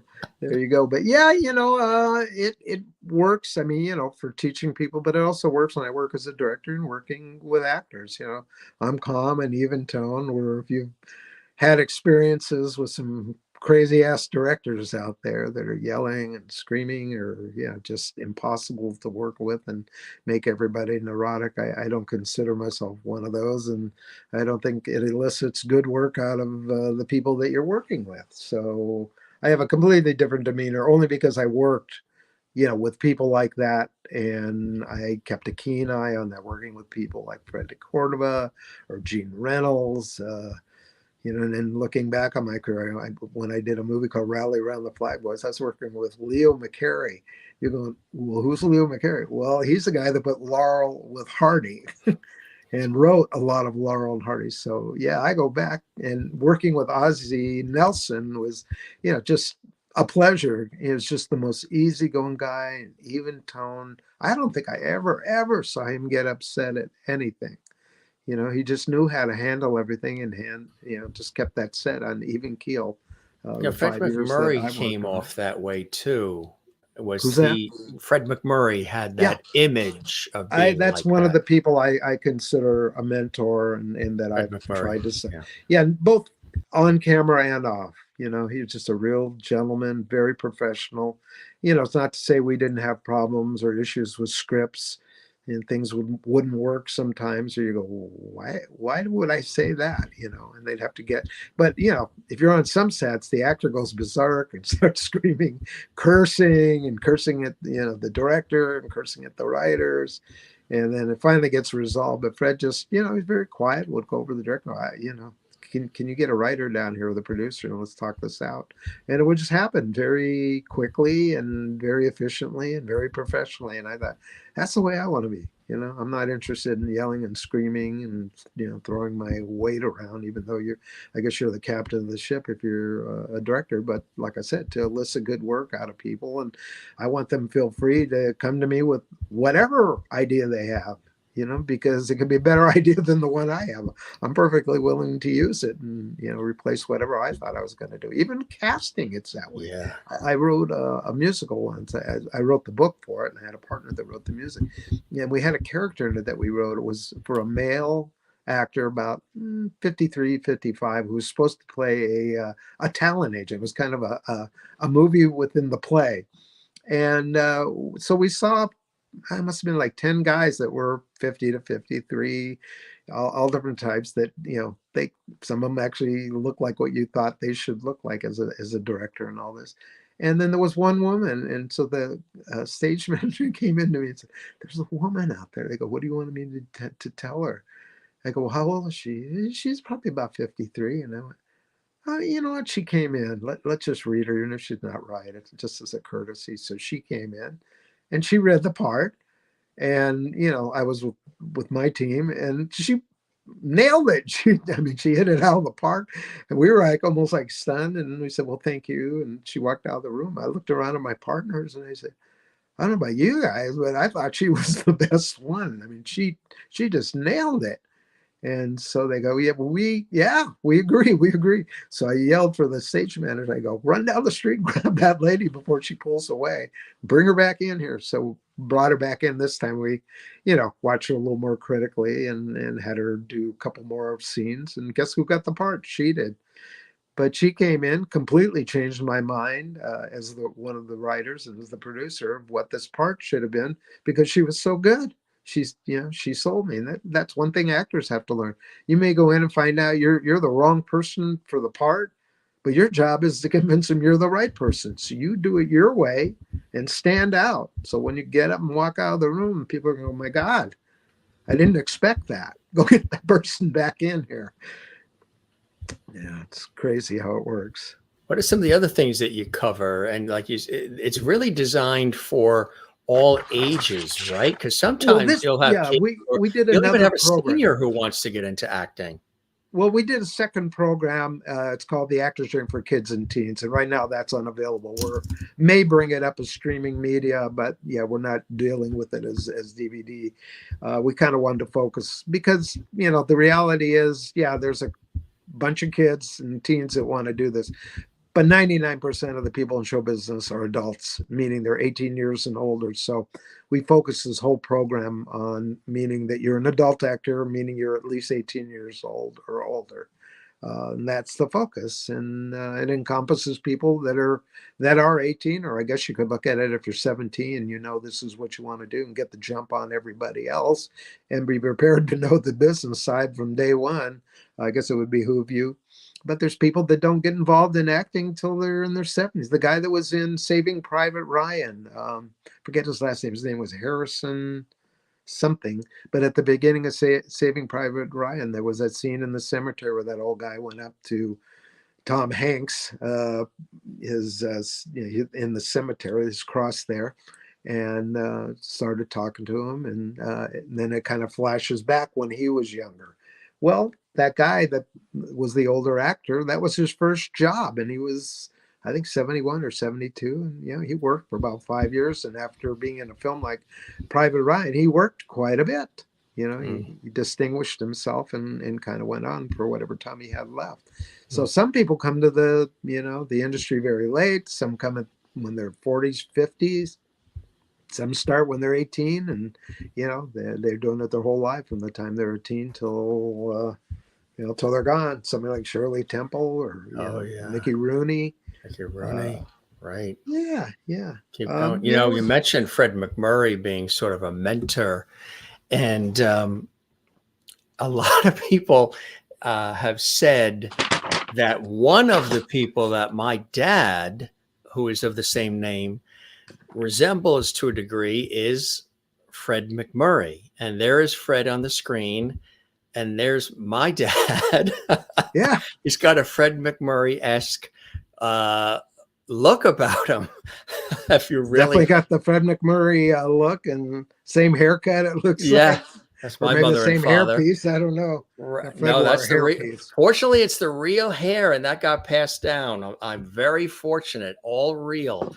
No, actually, somebody did ask. This is kind of a cool question. It was George Mallory. I guess he's a super fan. He goes, "Stanley, did you really have blonde hair during the first couple of seasons of My Three Sons, or did they dye it? Also, what was it like to work with Beverly Garland? She was a great actress."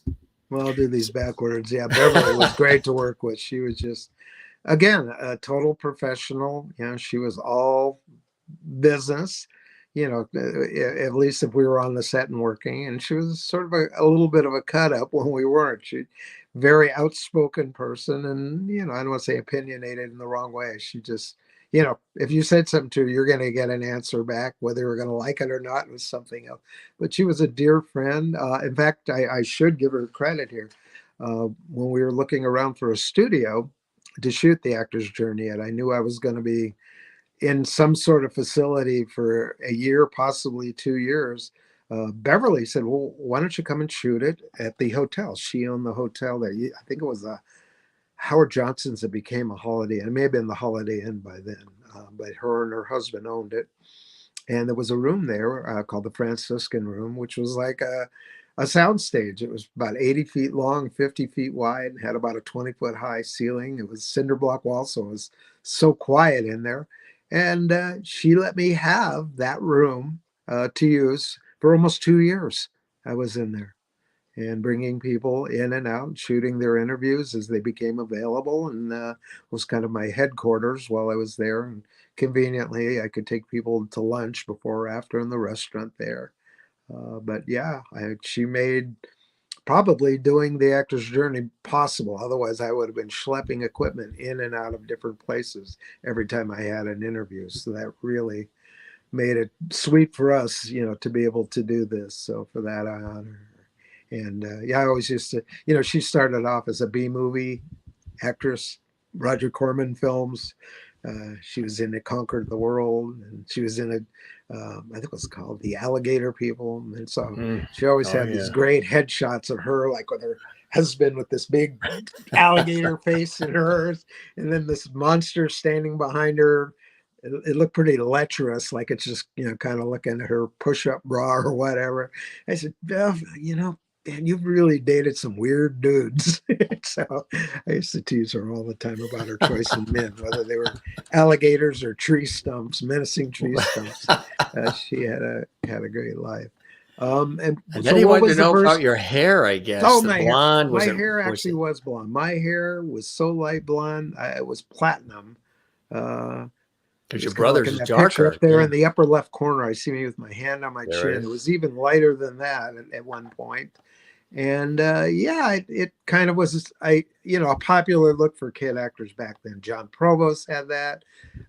Jay North, who was Dennis the Menace. We all kind of had that pure Aryan look, I guess, about us, which was popular, back in those days.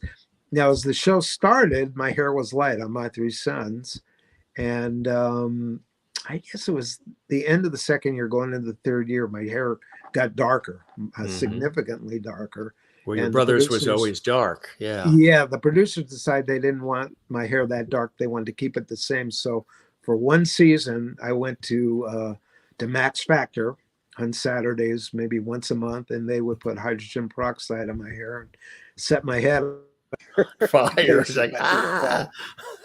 Yeah, it See the was things that horrible. they did And to bring you pleasure, everybody. He set his hair on yeah, fire for you. it's what it felt like. It just was burning my scalp. Anyway, the fourth season rolled around, and I was told to report to Max Factor. And I looked at my parents. I said, "I'm not doing it. If I have to go there and do that, I quit." So my parents called and told the producers he won't go. He's He's not not going to doing it. go.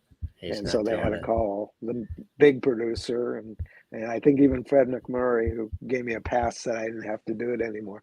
And if you look at my hair in that range of pictures there, I think the one kind of in the middle, it's the color one. Yeah. That's how dark my hair was at the end of My Three Sons. It went almost black. It went from being platinum blonde to almost black hair. Then, of course, Well, now what I'm color are gray. your parents' hair? Your mom and dad? In reality, my mom's hair was red. She had it dyed blonde because that was the fashion, and Kim Novak and I love the way you all the worded great that. In stars. reality, that's a nice way to say it. Yeah. In reality, I'd seen pictures of her from when she was about 18, 19. Her hair was red, real flaming red. And my dad's his was just brown, kind of nondescript brown. I call it rat brown.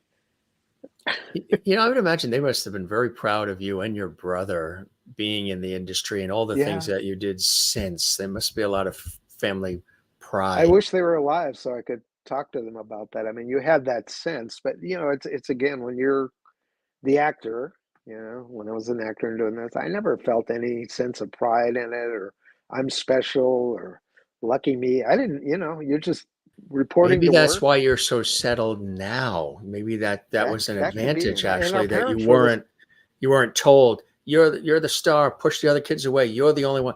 Maybe that's why things are stable and you're steady.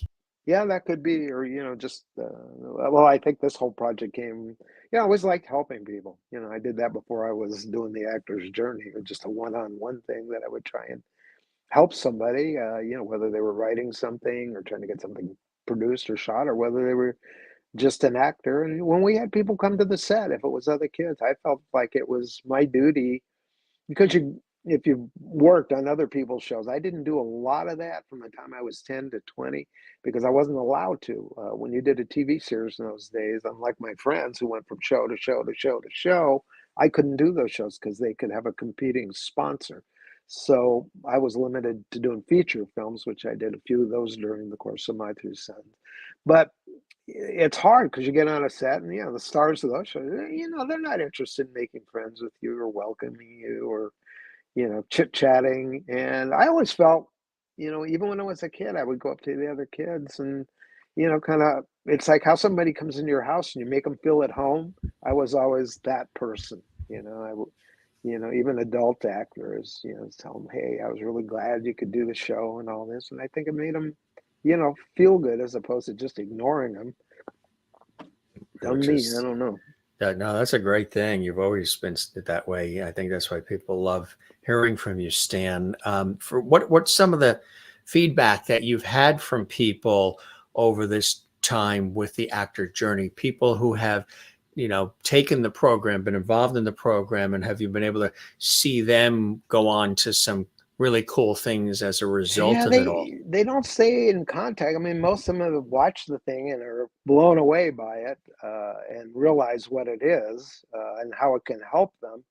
But I really, I wasn't involved in it on that level. I kind of made it. And then after that, people are ordering it would go out and I never saw the names or anything like that. But, we would get letters and emails of people saying it really, helped them or opened their eyes up or assisted them, especially they realized how hard it was to learn those business processes that they weren't getting anywhere and nobody else could seem to provide it in a comprehensive way. You pick up tidbits here and there, but if you do it that way, it takes so darn long to do it. You're either worn out of money, or you're so frustrated by that point that you may not even want to be an actor anymore. One of the interesting things, though, that I thought were the people who participated in it, who, we gave copies to afterwards. And, some watched, some didn't. But the ones who watched and walked away, they'd invariably say the same thing. It's like, where was this when I started? Oh my God, I could have saved years. And the money I could have saved, knowing what I now know. But, I've been doing this 20, 30 years and it took me all this time to learn what I do know. But there's so much stuff in here that I still didn't know. So, they were very complimentary, I think, about what they had seen and experienced by watching this. I mean, the thing that's cool about it too is if you get the entire program, like I said, it's 10 hours, so I might watch an hour a day and kind of try to assimilate what you're learning. And then there's the people that want to binge watch it, so they put it on and 10 hours later, like, oh my God, there's so much I realize now I'm gonna have to go back and watch it a couple more times, to get everything out of it because it covers so much, so much of the road. We even have a segment on for the few fortunate people who do succeed.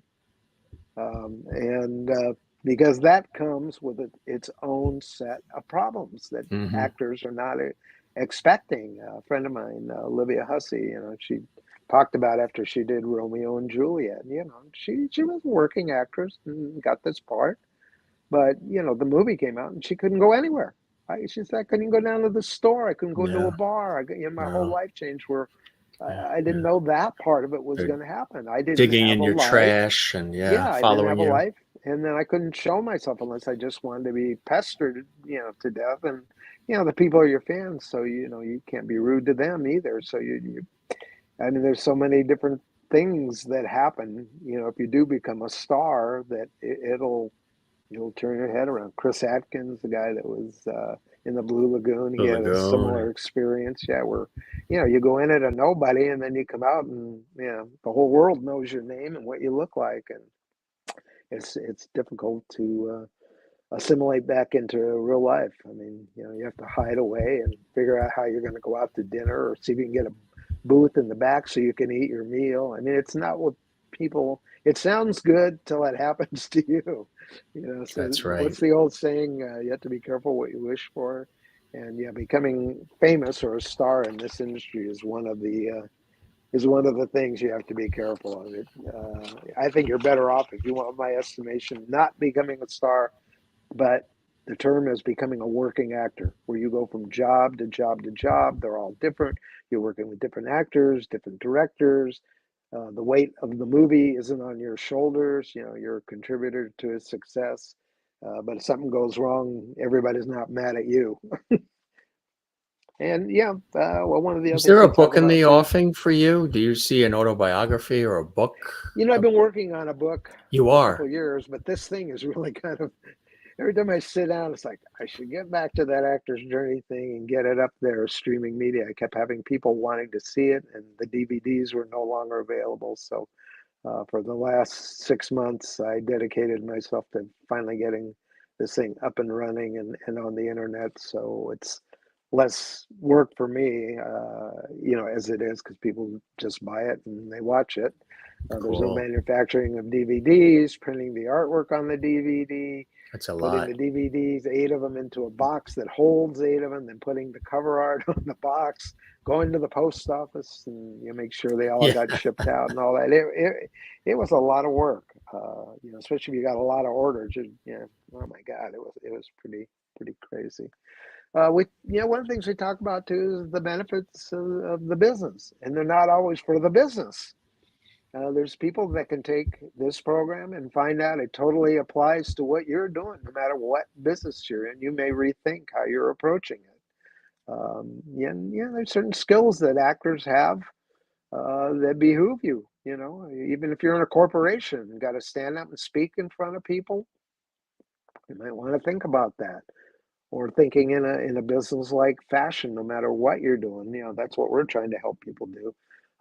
You know, acting, people mainly thinking of it as talent and acting and craft, but there is this whole other side, you know, and it's like any other, you know, industrial business where you have a product. In this case, you are the product. You have to think of yourself that way. You're a commodity.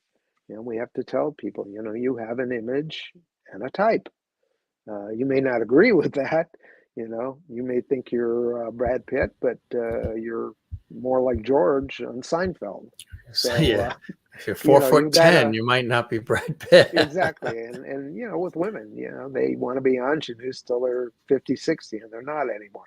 But to know what you're appropriate for, because, you know, if you really don't understand that, and you are submitting yourself to things, you're probably submitting yourself for a part you're never going to get. So it's, you know, you really have to look in the mirror and be realistic about not what you see, about how other people may perceive you, or find somebody on TV that you think you look like.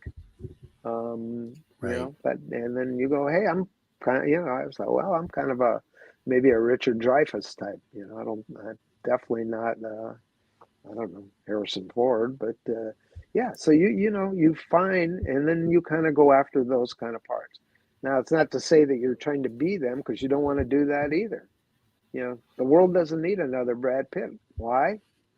Because there's Brad Pitt. Because there You know, already is so one, right? yeah. So, Be and you. that's the one thing you have in your favor, is you are you. It's very unlikely somebody's going to be exactly like you, and you're trying to sell yourself as a commodity, as a product to the entertainment industry. You know, your look, your voice, how you dress, how you wear your hair, how you style yourself, those are all important ingredients that you have to think about when you're doing this line of work. You just don't get up and go as you are. You got to Yeah. have something in mind when you walk in that room of what and how your personality is going to be. You know, whether you're just going to be you, or you know, whether you're good at being somebody else and pulling that off. Hmm. We have somebody that's watching that was a guest on our show and a great friend of our show. She does a brilliant act where she takes on really the persona and the voice of Reba McEntire. She's extraordinary. And her name is Lynn Logan, and she's in the Nashville area. Fancy tribute to Reba McEntire. She says, I've been trying to act off and on since I was young. My husband and I were actually regular extras on the TV show Nashville. People may remember that was on ABC, seasons 2 and 3. But where they are in Houston, Texas, just not a market. Now, with your program, they can be in Houston, Texas, and take That this was and the idea. still learn and grow from it, right? Right. Well, the idea was to make this product, and even as a DVD, you know, we considered it totally portable. You know, if you live in Pea Ridge, Arkansas, or you live in New York City, you can watch it.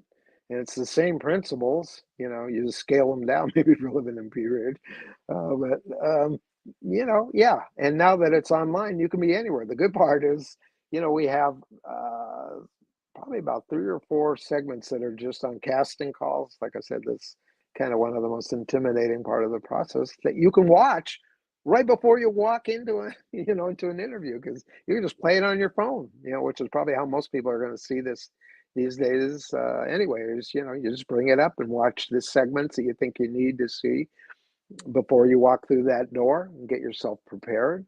If you're at home, you can watch it on your phone, or you can throw it up with that AirPlay right on your TV and watch it on the big screen. So it's totally portable now, and it doesn't matter where you live.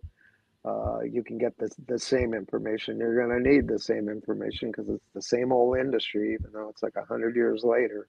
It's done the same way. Just some technology involved. Maybe with auditions. Yeah. Very few live auditions anymore. Everybody self-submits. Right. Um, Yeah. but Do then you like that? I again, think somebody asked that no, earlier. Do yeah, you like self auditions, self tapes, and all that? I don't like it, but if that's how you're going to get work, like I said, you can either not like it and you probably won't do well, or, what I say is you have to learn how to embrace everything that's coming your way in this business and adopt it and adapt. That's the best way to survive in the industry. Whether it comes to taking those pictures again of yourself, you can do it yourself, and nothing wrong with that. Maybe you'll get lucky and get a great lit picture, but if you go to somebody and spend the money, because actors have what we call tools. One of the tools are your photos, your headshots. The other is if you have a resume, and if you have a resume, probably means you probably have a reel. Those become your tools, and sometimes those all precede you. It's based on that they might invite you into the room and audition you, or they'll ask you to submit maybe before that and do a self-submittal. And, so you have to learn how to do that too. Unlike the old days, when I started out, you get a call and you'd have to show up usually in the afternoon, somewhere between 3 and 6, and wait in a room with could be 10 other people that look just like you, because sometimes they kind of know what they want. And then each person goes in through the door and does their thing, and one person gets the call that they got the part. Now it's self-submit. I mean, what's good is for the casting people. They can see probably 10 times the amount of people. I mean, there's only so many hours in the day, but if you've got somebody's video and you're looking at it, and they know within seconds of you saying 2 words like next, it's kind of like going through somebody's CD. You listen to the first 10, 20 seconds, and if it's good, you keep listening. But most of the stuff, you're ready to move on. And for them, it's a business, so they have to move on. If they were looking for somebody with red hair and you submitted yourself and you have blonde, you should still submit, but you just need to know they're probably going to blast through you. And if it was a photograph, it's going to end up in what they call the round file. So at least people aren't out so many pictures as the old day, because that was a pretty expensive proposition too. You'd pay a photographer to get either a studio shot, or then it became fashionable to do everything out and about on the street, On location, yeah, right? in tunnels or in alleys, or standing next to graffiti, or Rooftops, whatever the look of the moment was. And then you'd have to go have these pictures reproduced, and in those days, it was film. So you have these black and white prints, and you get 500 of those. It was a lot of money. It was probably $500 in the box, because the pictures in those days are made of silver, silver halide. So a box weighed about 25 pounds. Now you just get the picture you like. You put it up on the internet, on your website, or up on Actors Access. And hopefully, like I said, it's a picture that really pops, because if somebody sees it and it's only that big, better pop. Tiny little thumb. Yeah. So the tools have changed, and like I said, actors just have to be very flexible. You can't say it has to be this way, it's going to be that. They're looking for people too that are flexible, because it says something about you. Because what happens if they go to shoot and you're in the first scene and they go, hey, we can't shoot that now, it's going to be the last scene, and oh, by the way, overnight the writer rewrote this whole scene, you got to learn this, and you spent the whole night learning your lines the other way. You can't go, hey, I can't, I need longer to learn my line. Well, you don't have it. We're going to shoot this in about a half hour. So, yeah. Well, we So did get that on into my wardrobe parents quick, right? all the time. Yeah, we had that Yeah. element because, we were good at what we did. And they try and plan for 10 to 12 pages a day shooting. Mhm. And someday we'd finish early. They could see we were heading towards the end of the day at like 3 o'clock. Well, that was never going to happen. And this assistant director would walk up to me and go, hey, you're going to need to learn this scene. And I'm like, well, wait a minute, it's like 5 pages long, and there's only one other person in it. Oh my God! So I have to learn 5 pages of dialogue in like a half hour and go do it. But I would say at least once a week I'd have to learn something that wasn't on the schedule for the day.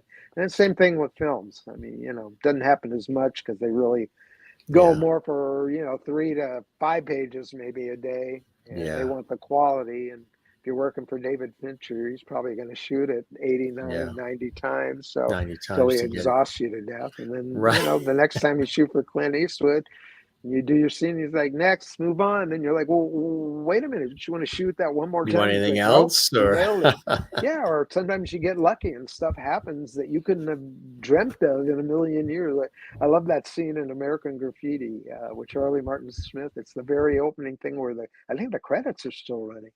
And Ron's standing by his car with his girlfriend, Cindy. And anyway, and then Charlie came in on, I think it was like a Vespa or something. And he rides past them and he's nearing the building and there's kind of a step up. And I think it was a cigarette machine.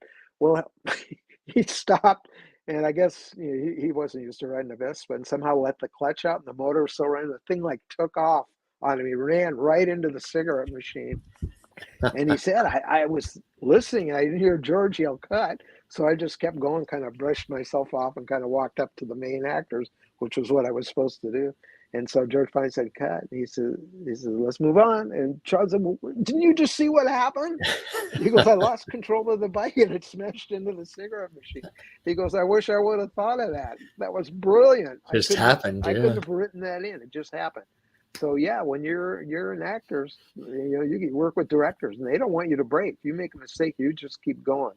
If they want to shoot it over again, they'll tell you. But if you stumble or trip or drop a plate or whatever, it could work for your character. And in this case, I mean, Charlie. Sometimes they keep it in the scene, right? Yeah, they like it. They're like, oh, that's great. That's to be honest, as a director, that's what you're praying for. Something unexpected, organic happens, and it's totally in character. And it's like you would have never thought of that in a million years. So that was a great scene. Yeah, there's great, somebody that had a kind question here, thoughtful question. Linda says, "Hi Stanley, have you seen Dawn Lynn lately? I hope she's doing better." I saw her towards the end of last year, so she was probably about a year into her ordeal. I got an email from her husband just a couple days ago and some pictures, and I actually talked to Dawn 2 weeks ago on the phone, and she was able to communicate, not a whole lot, but she spoke and I could understand her, and we had a brief but lovely conversation. And of course I wish her the best. She had I guess it was an aneurysm or stroke or something happened, and boy, it's coming up on 2 years. So fortunately, right before it happened, I think almost a couple of weeks before, I had lunch with her. I drove up into the part of LA she's up in Chatsworth? No, Simi Valley. And so she came down to Chatsworth where I was at the time, and we had lunch and kind of caught up. She's so sweet. I mean, just the nicest person. I can't believe that happened to her. And at age 59, that really pretty young to go through such an ordeal. But that's why life is short and I plan on precious. going You and gotta see enjoy her. it. Yeah, I saw her. I guess it was last year, end of the year, and probably gonna go out. Yeah. Well, that's wonderful that you stay in touch. It's really beautiful, and just reminds us that life is short, life is precious, and if you have these burnings and yearnings inside you, and if acting and performance and entertaining happens to be one of them, go out there and give it a shot, pursue it, and have an opportunity to learn from people like Stanley Livingston and some of these other incredible people who've done it, who know it through and through. They've put the time in. They have met all of the people. They've gone through the castings, producing, directing, all kinds of shows, stage, film, television. Yeah. You're dealing with folks who are veterans of this industry. So you're learning from the best of the best. And Stanley has, as founder That and was creator of it, put it together. part of the criteria. I wanted everybody to have at least 20 to 30 years of experience down in the trenches of the industry if they were going to talk, on the type of material we were talking on. But yeah, just visit the website, and there's a page there that shows you most of the people that are involved. There's probably about 100 people there. Unbelievable. And, they're all, unbelievable. I mean, even if you're just a TV fan or a movie fan, you'll be surprised at some of the faces. People that you can learn from. yeah. When I was editing it, I had the choice how to use the people, and I decided, what, I'm going to kind of dole these people out. So we start with, segment 1, segment 2, and it took probably about halfway through the program that we introduced everybody that was in it on screen, who were talking and teaching the program. So, but every couple of minutes you'd see a face that would pop on. You go, oh my God, I don't believe I'm seeing that person. So it's a lot of fun to watch from that standpoint. And I thought that would, keep the interest there. And obviously, what's the most important is what they're talking about. Like I said, because we want these people not only to have their talent and their training, but to realize it's called show business. And the business is all in caps and underlined, and we can't stress that enough. Until you get a firm grip on that, it's probably not going to happen for you. You've been in it a long time. 70 as years. A kid. Yeah, it's coming up on 70 years, November. Why do you love it? Through its craziness and all the ins and outs, and what is it that keeps you connected and inspired by it to still want to be involved in it? Yeah, I love what I do. I guess I was one of those fortunate people that very early on when I was a kid, there was something in me that was pushing me that way. I was always play acting and dressing up. In those days, we dressed up like a cowboy. And I remember I'd watch cowboy shows on TV because that's pretty much what was on. Those were the heroes. And man, I just wanted to do that in the worst way. My parents moved into a house in Hollywood. And the backyard had an old TV console, a very early one, because it was probably about 1953, 54, I guess. And the picture tube was gone. So I had this brilliant idea. I'd invite my friends over and put chairs out. And then I would go behind TV and entertain them. So not only was I on TV, I was in TV. And I think my parents saw something in me. Something was in there. At school, I was in all the shows. Whenever we'd have things where you sang or danced or acted. Then I moved from Gardner Street Elementary School to Vine Street Elementary School, not knowing that a lot of Hollywood kids gone there before me, like Mickey Rooney and Shirley Temple and all that. But yeah, I just, there was an auditorium and I just wanted to be in there, and I did that. And it was, in my case, serendipity. My mom wanted me to learn how to swim. She enrolled me in a swim school on Hollywood Boulevard in Hollywood, and it was a big school, and the lady that ran it was very entrepreneurial. We'd dive off high dives, she'd put swings and little cars and bikes underwater, and she had a porthole cut on the side of her pools so photographers could go down there, shoot through this porthole, and see us kids underwater riding bikes and cars and doing all kinds of crazy antics. And magazines came out and covered it, Vogue, McCall's. And so the school became very popular. And there was a show on back then called You Asked For It. And they did a segment on the school, and the kids are going, it was called Water Babies, and that was us. And because of the notoriety, a lot of Hollywood people started bringing their kids there to learn how to swim, producers, directors, agents. And the agent brought her daughter there to learn how to swim. And my mom and her took up a conversation. I think she had her eye on me. I was pretty outspoken. I had that blonde hair, that kind of look that was popular then. And she convinced my mom, she thought I had, whatever it took to at least try being a child actor, that I had the qualifications. So she sent me out, and originally for about the first 4 or 5 things, I got hired, but I got hired as an extra. But that, like I said, turned out to be a good thing because I could see how it was all done. And another show hired me as an extra, was The Adventures of Ozzie and Harriet. And for whatever reason, we were shooting this scene, and Ozzie came up to me, and the scene was he's selling Christmas trees in his backyard. He's got a forest of Christmas trees, and he's trying to sell a Christmas tree to a client. And lo and behold, the joke was about 5 or 6 kids with backpacks and a tent and fishing poles come walking out of his little forest, and he has this flummoxed look on his face.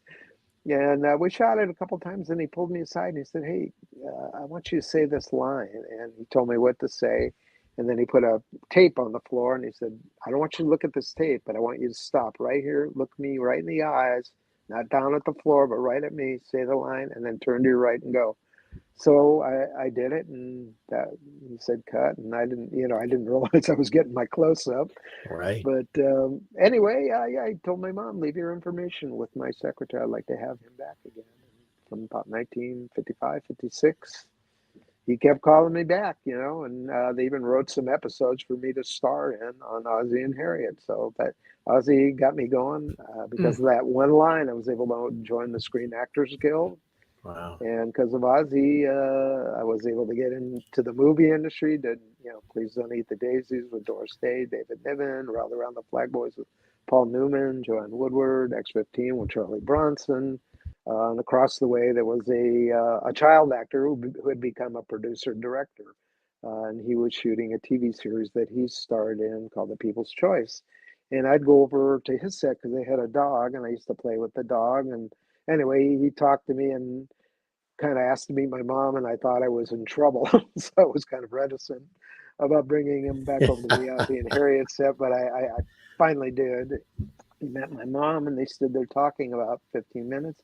And about 3 months later, I was starring in a TV pilot for Jackie Cooper. It turned out to be Jackie Cooper was the guy who, when he was a kid, starred in a movie, The Champ. Of course, everybody, if you're older, remembers that with Wallace Berry.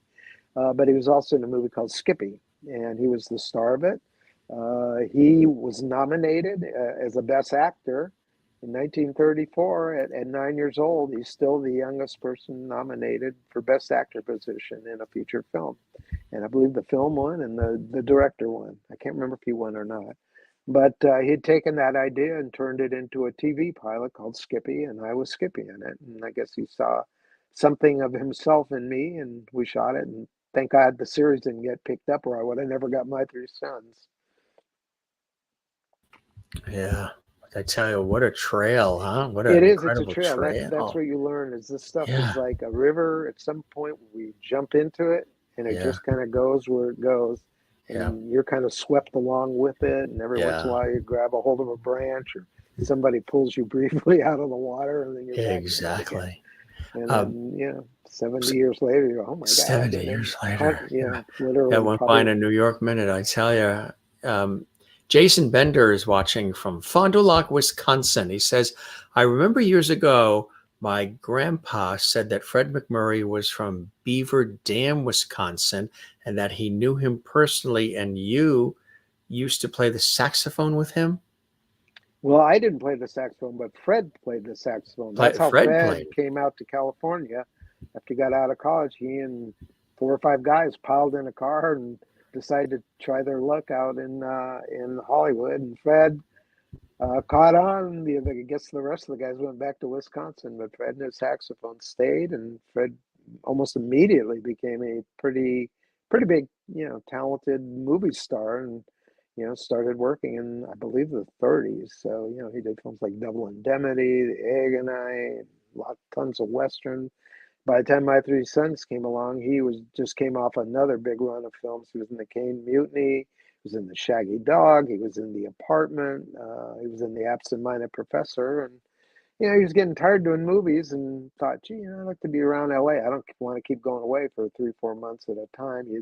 He and his wife June Haver had adopted twins, and he wanted to do something where he could go home at night, and a series afforded that opportunity, and he was willing to do it because most movie stars, well, he was the highest paid actor in Hollywood at that time, weren't willing to do TV series. They do a guest spot on a Bob Hope special or a Lucy episode, but not the grind, 12-hour day grinds of a TV series. But he decided to do that, and I think people admired him for it. And he's certainly opened the door for other huge movie stars to come to TV. In fact, a lot of them came and worked for Don Feddersen, who was Fred's partner for this. Got Brian Keith to do Family Affair, To Rome with Love with John Forsythe, the Smith Family with Henry Fonda. So yeah, they had a little cottage industry going of these movie stars who would come in and do TV series. Of course, they'd get their stuff shot out in 3 months, go away for the summer, and then come back for 3 months. So it was a pretty cushy life. Most of them owned half the show with Don, so it financially was beneficial. And Fred kind of pioneered that method. In fact, that's what they call that. It's called the MacMurray method. When you're there and you shoot, and he's in every scene for 3 months, and then he goes away for the summer, and then comes back at the end, and we pick up all the stuff that he wasn't in. So he was, great guy, and he never threw that weight around, and I never heard him scream ever. Yeah, ever. No. It's unusual. And you enjoyed William Frawley, I know, too. You had a special sort of relationship with him. He was so curmudgeonly, but you had I think you understood him. I think you got him. I loved him. That's the part I liked the best. And I think that was off-putting maybe to some people, but to me, I thought it was hysterical, maybe because I wasn't intimidated, and, I'd be laughing. And yeah, we just hit it off. I was of the age where I probably would have been close with my grandfathers had I had any. They had already, on the paternal and maternal side, had passed away, and I think I was looking for somebody to fill that bill, and it was Bill. And yeah, I was a fan of his on I Love Lucy. I used to play hooky from school, Barry and I, to watch I Love Lucy, and he was my favorite character. So when I found out he was going to be my grandfather, my 3 sons, I was tickled pink, and I, set out to win him over because I heard that he didn't like kids or animals, but he sure liked me. And yeah, we got along famously. We go to, ball games together. I'd always be in his dressing room playing checkers, or he'd light me up a cigar occasionally. And, he's merry prankster. We go to lunch together. Gosh, probably the whole 4 years he was on the show. We go to Nick Adele's restaurant in Hollywood around the corner from Desilu and Paramount. And he'd have a couple drinks. He had a liquid lunch. And he'd always buy me a drink. Of course, I had to dump mine under the table. My welfare worker was watching. But yeah, he was. And he loved his Yankees, right? Oh yeah. Oh, he loved his Yankees. Yeah. He was a great guy to be around, to work with, and yeah, just a lot of affection. I think when I was about 13, I knew him for about, 2-3 years, and I said, "Bill, would you be my grandfather?" And he said, "Kid, I'd love to be your grandfather." So we shook hands on it, and then he hugged me. So yeah, we were. That's very cool. Yeah, more than acting buds. How does it? Only you can really speak to this, and others with the longevity. In reality, you have been on our screens for a long time, and you're here. You are, and you're talking about the industry and talking about these memories, and have the actor's journey, and on these Ozzie and Harriet and My 3 Sons and so other things that are still airing, that are still out there, that are still available for people to consume. New generations discovering it, enjoying it. This body of work, to know that you've really impacted a lot of people. You are greatly with the actor's journey, but in the hearts of people through these other roles on their screens in these family settings. And that's got to give you an interesting feeling, right? It does. I don't think I appreciated that till maybe 10 years ago. I've just always been the sort of person, you finish something and I just always moved forward and didn't want to watch it. Like My 3 Sons, I probably haven't seen 90% of the episodes. I just never watched them or didn't want to watch myself. But yeah, with the advent of TV to keep things on, or to take movies that were only in movie theaters and have them on all these years. I was surprised to find out how many people watch Ozzie and Harriet. I get emails all the time. I just saw you and Ozzie and Harriet with the pony last night, or the T-shirt episode or the flying saucer episode.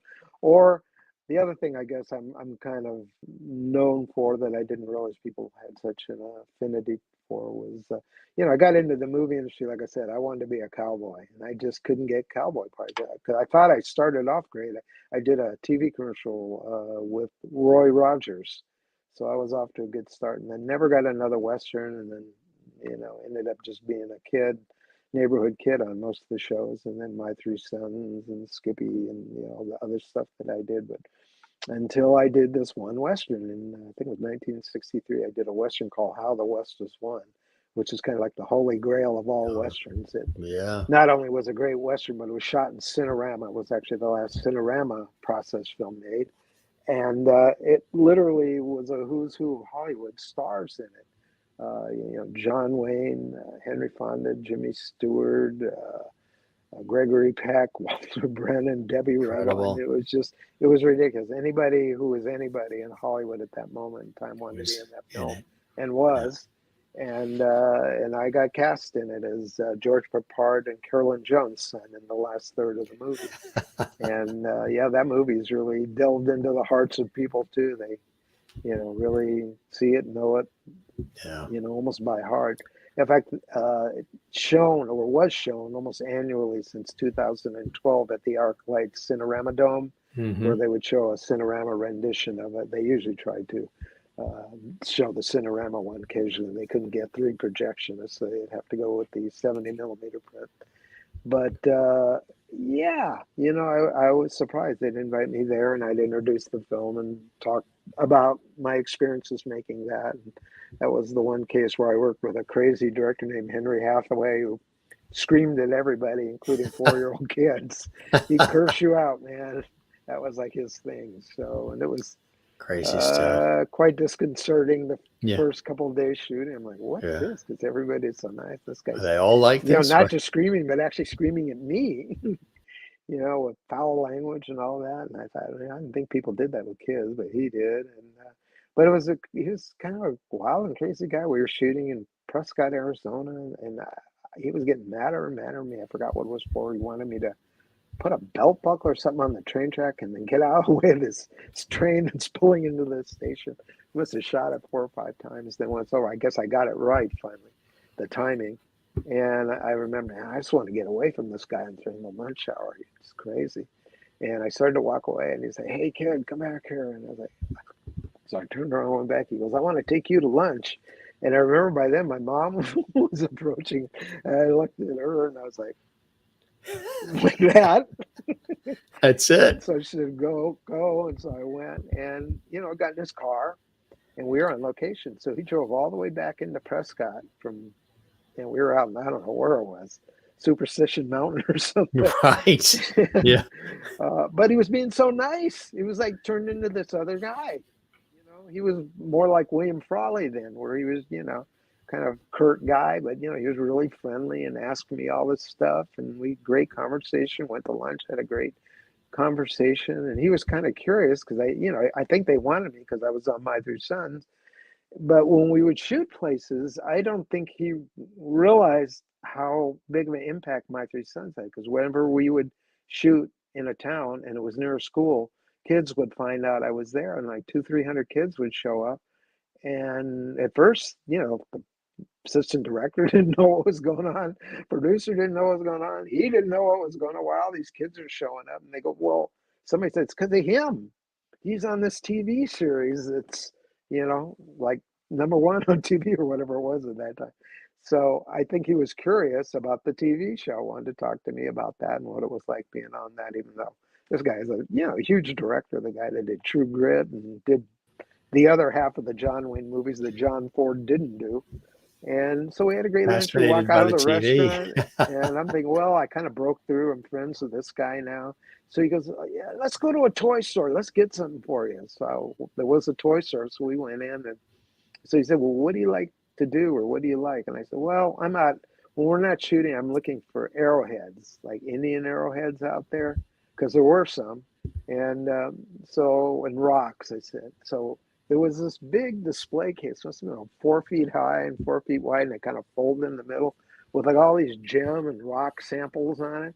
So he told the guy to bring it down. He bought it like $300 back in 1963. So I can't imagine what that would be in today's dollars. But we had to put it in the trunk of the car, and we drove back. And my mom goes, "What is that?" I go, "He bought this for me." And so I'm thinking, wow, we're good pals now. And anyway, about a half hour later, I got into makeup, went back out. I got retouched after lunch and go back out. 2 minutes later, he's, calling me every name in the world. You little MF, you this, you that. And I just figured, man, this guy's crazy. He's like that guy in that movie, City Lights with Charlie Chaplin. Oh, yeah. This guy wasn't drinking, but when he was drinking, he was really nice. And when he wasn't drinking, he was a bastard. It was the opposite. Yeah, the opposite. Anyway, that's how Henry was. That is funny. funny. A crew guy said to me, "Look, kid," he goes, "don't take it personally. He does that to everybody. Yeah. And in fact, you Means should he take loves it as you. an honor that he's doing Yeah, it it's an to honor. you. Yeah, because he could just ignore you. So Yeah. toughen So your you skin, have his and that's just attention. the way it goes. He Right, yells at all of exactly. us all day long. We don't think anything of it. Right. So he kind of taught me a lesson that that there's all different kind of people working in this industry. There really are. And you learn that through what you've put together with the actor's journey. My special guest is the incredible Stanley Livingston, good friend of our show. We love when he's here. Stan, you always have a home here. And I love these chats with you because they're not even interviews, they're conversations and free flowing. Yeah. And you've been with us a couple of times and very, very gracious with your time as well. And I know even a couple of times the power went out or your Wi-Fi kicked out before we even were done. I got a call. And what happened? So that's when I was like, "Oh God, we'll be doing this between 4 and 6." When everybody calls me, and it invariably kicks me out. But I know what to do now. You just no, he knows what to do. He's a pro. You're dealing with a pro here. This is Stanley Livingston. He's a pro. Get off, click back in, click the link, click and come back in. Thank God you had that the B-roll. I was ready. You got to be ready, right? You got to be ready, and people got to see kind of who's. They got to see. When I tell people sometimes, there's a lot of people in here that you would know who they are. Yeah, right. They're thinking it's like people from an acting school or, teaching acting class. I go, no, these are real people that have been right. 40 years. We saw, Anson Williams, who's been with us a couple of times. Dee Wallace has been here. Johnny Whitaker was with us not that long ago. And I liked what Henry Winkler said. He said, if you really want something and you want to pursue it and it's something you really want, go after it. And it's great advice because one of the things I would like to have is Henry Winkler as a guest on our show. He's tough to get. So if you see him or you hear from him, you've experienced it several times, and we would love to have him and celebrate he's a great him guy. too. I'm sure he would do it. And he's got a new book out too. He's got his memoir out, so we can chat about that. So if you just happen to see him at a coffee shop or something, or let him know he's welcome here. And as are you all the time, my friend. This was really I a fantastic taking the time. Like I said, a lot of people just kind of tend to think of me as an actor, although I've been doing this other stuff probably longer than I was an actor. You've been doing it a lot longer. Like I said, this is hopefully something I'll be remembered for when the industry and the people who are trying to get into it realize what it is and how it can change their life if you're trying. And I mean, primarily, I guess you could say for beginning actors because they know the least, but it's the people that have been doing this for a while too that are they struggle as well. Like I said, they have things happen in mid-career and they don't know what they're doing or don't have a clue. And there's this thing, nobody can know everything. So that's kind of why we made this, so everybody could know everything that there is to know about on this, like I said, the non-performance side of your career.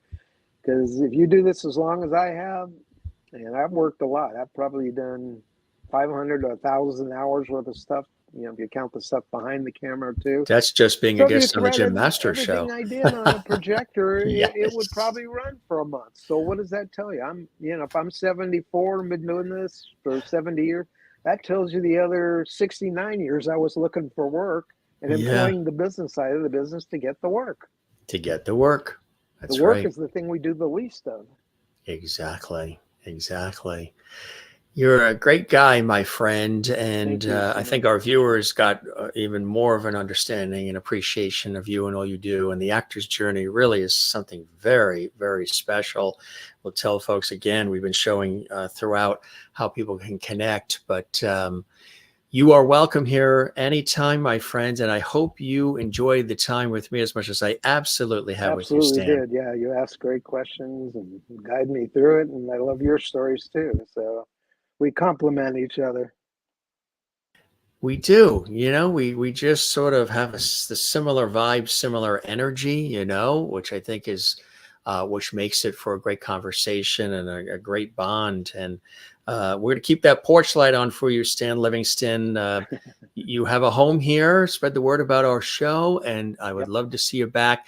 Actually, we can't say anything yet, but there's something really cool that we're working on with some other really cool stars you grew up with from your favorite TV shows. And in a matter of weeks in June, we're putting something really cool together that Stan's involved in. And it's going to be happening here on the Jim Master Show as well. We're very excited about that. And Stan is gracious enough to hop in on that as well, because he's been very deeply involved. I'll just say Desi Lou, and that's all I will say. We'll tease you as we get closer, but it's looking forward to that, my friend. It's going to be wonderful. Thank you again. It'll be fun. I can't wait to come back. Absolutely. You be well. You take care. All right. Okay. You too. Bye now. Thanks, Stan. Bye now. Stan Livingston coming to us from Los Angeles, California. Yeah, from Tinseltown. What a great guy, right? He's always so gracious with his time. He's been here several times. Matter of fact, I really encourage you to go back in the archives on our YouTube channel and check out some of the other episodes that Stanley Livingston has been on. We really took deep dives into some of the shows and other work that he's done. Here we talked a lot about it as well, but we really focused on this other phenomenal project that he has founded and created, which is the Actor's Journey, which is something very, very special. Again, you know him from My Three Sons and everything else, but did you know he's a prolific producer, director, and so much more on some of your favorite shows and movies over the years, and he put together something very special. Great, sage, and valuable advice, too, for those who have dreamed of becoming an actor, actress, somebody who's wanted to be a performer at any level, not just as a film, movie star, or, what have you, but maybe on stage, maybe locally, regionally, maybe work on television or, some of these other areas. I've done acting myself. I've been in commercials. I've had an opportunity to be on Law and Order and some other shows on FX and different things over the years, which is great. A movie too I was in, and a couple of them actually, some really cool projects, independent movies and things. And of course, you guys know that my thrust of my career has been on the air and behind the scenes on television and radio, and locally, regionally, and even national work. And all these industries are all intertwined. A lot of the things that Stan shared with us, about acting also apply to these industries too, to the broadcast industry, now the internet, streaming, all of this. A lot of the similar ways of going about it. You have to have the reel, you got to get the resume, you've got to have the contacts, you got to work really hard, you've got to be in the game fully 100%. And I know I can relate to what Stan's talking about from a broadcast professional mindset because of studying all of this that I've studied, oh my God, ever since I was a kid, but then went to college for it and got the degree, and have worked in many television, radio stations, and on stage and on camera, behind the scenes, and have, like Stan, have done so many different things. I've done news and sports and weather and shopping shows and game shows and public affairs shows, and writing and producing and hosting and voiceover work, stage work, emceeing, all aspects. Wrote for newspapers. I mean, all of the industry. Love it all. It gets crazy. It gets very busy. Many of you who know my work, there's a lot of you who watch the Jim Master Show who knew of my work before I started this series. You've seen me on PBS, or you've heard me on iHeartRadio, or other TV shows and news programs and other things that I host and do. entertainment shows, and you followed me from there, which I still work in the industry, but you followed me from there and joined me here too, which I think is beautiful. Matter of fact, a lot of the guests you see on the Jim Masters show, I meet them for the very first time. We become friends, and they immediately want to come back on the show. They love the vibe, and they love all of you and what we're doing. But several of them, I've known them for years because I've had interaction with them on television, on radio. I've interviewed them, or we've been involved in projects together, celebrity friends and guests on television and radio. So when I started this monster, JMS, the Jim Master Show, a lot of them wanted to pop on and support it, celebrate it, and gives them a platform to connect with all of us. So some of that is because I know a lot of the folks who come on as guests, and some of them, if I've met them for the first time, they're meeting me for the first time by being a guest on the Jim Master Show.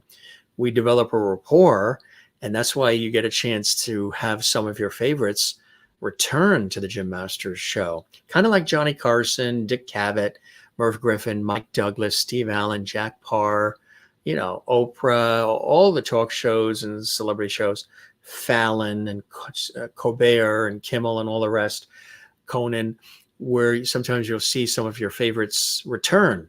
Sometimes when they have something to say, when there's a book or a movie or a new CD, a new project, something that they want to celebrate that's, happening for them. And other times they just want to stop by and say hi. They just want to come see us. And I love that. I love it when they just want to stop by and they don't necessarily have to have a new book that they wrote or a movie, that they need to promote or something. And I think that's the vibe that everybody likes. It's different. Like I said, we don't really consider it interviews. There's a lot of those types of shows out there. And there's other shows that I actually host professionally that are interview style. Question, answer, rave about the guest, and then leave. This is much more on an equal footing. What I try to do with this show is to equalize everything, balance everything, meaning that because I'm the host and executive producer doesn't mean I'm up here and the guest is here, or that I'm up here and our viewers are here. We're all in this together. And that's always how I've operated in my career in broadcast media and elsewhere. And that's how we fashion JMS, is we're all in it together. So as Stan said, these industries, it's a heck of a lot of work. It's a heck of a lot of work, even putting a show like this together. You're seeing it streaming on the internet and it seems so easy breezy. You just turn it on and there we are magically. But all the preparation and all the hours and booking the guests and graphics and just the whole thing behind the scenes from a production standpoint. You should see my appointment calendar. It's nuts. It's like this guest is this and this one's here and this one, this one can't, this one fell ill, so we have to replace that one, and this one's not available. They're now out of the country. We got to move somebody here. And that's just this show, let alone, everything else we got going on. But like Stan said, if you love it, you do it. So, and that's what we've been doing for a long time. And that's what we're doing for all of you here at JMS. So if you love what we're doing, let us know. First, let us know where you're watching from. Leave a comment on our YouTube channel. It really means the world for us, to us, but also it really, really helps us. When you click that like, thumbs up button, it's not just because we want to be stoked or stroked. Oh, they love us. We appreciate that. It really does help us from a technical standpoint because of the way the YouTube algorithm works. When you like and subscribe and you actually leave a comment, not just in the chat section like you've done through the live show, but when you actually go after the show or during the show and leave a comment in the comments section underneath the episode, 24/7, you can write a comment and interact with us. That really helps us grow. That helps these episodes that you love so much and this series that you enjoy be propelled from a algorithm technical standpoint. I know it sounds crazy, but it's it's a technical thing involving YouTube. So when you do like, comment, subscribe, they see that, we see that, and they take it and they blast it out. And that's more views, more people that subscribe, more guests, more of everything that you want.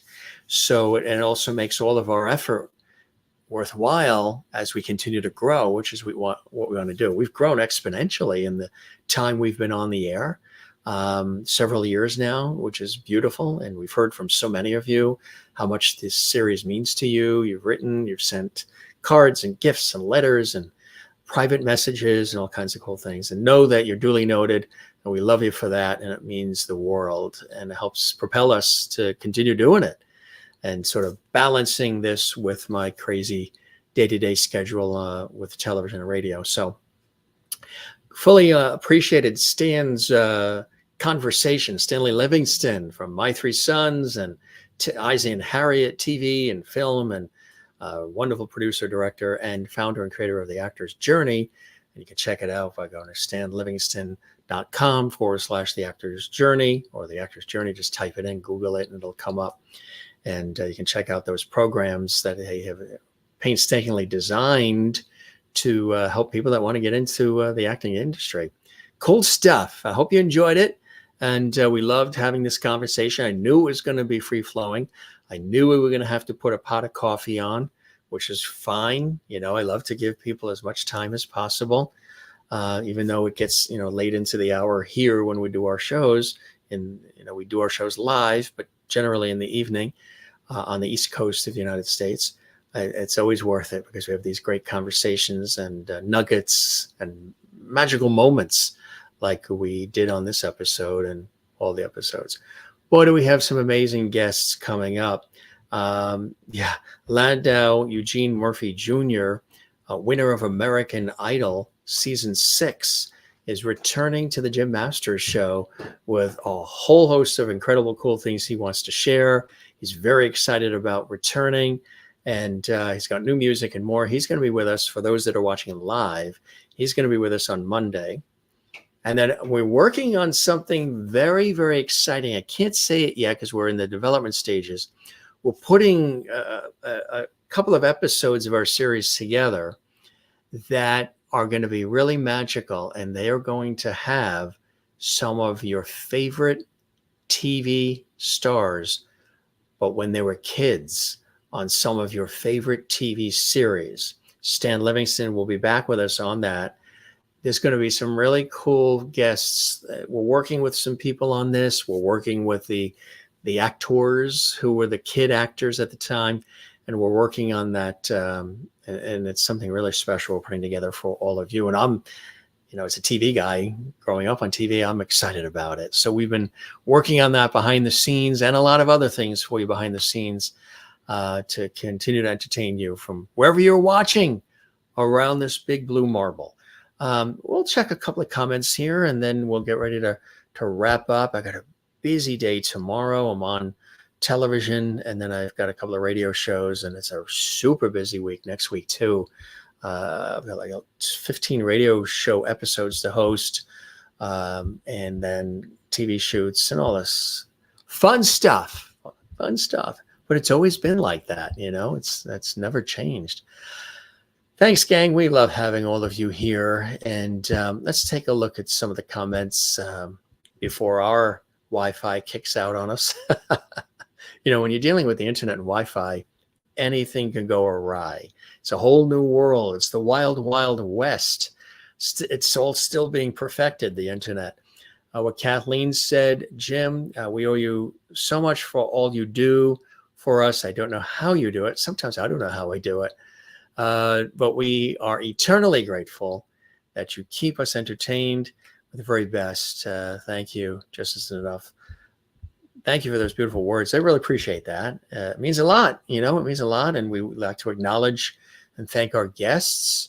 And we like to acknowledge and thank our viewers. There's another great comment coming in. Lynn, it's conversational style. It sure is, Lynn. Absolutely. We appreciate you very much. I hope you feel the love of tea. Yeah, I do. It's coming, penetrating right through the screen. Sure is, my friend. Thanks for all these great comments, everybody. We love having all of you here. A lot of new folks and a lot of regulars here watching as well. And Linda, thank you very much, Linda. Linda Johnson did a super sticker. Appreciate that. That helps support what we're doing. She did it in a nice, bold blue color. Thank you, Linda Johnson, one of our faithful, lovely viewers, for doing that. You can do that when the shows are on live in the chat room.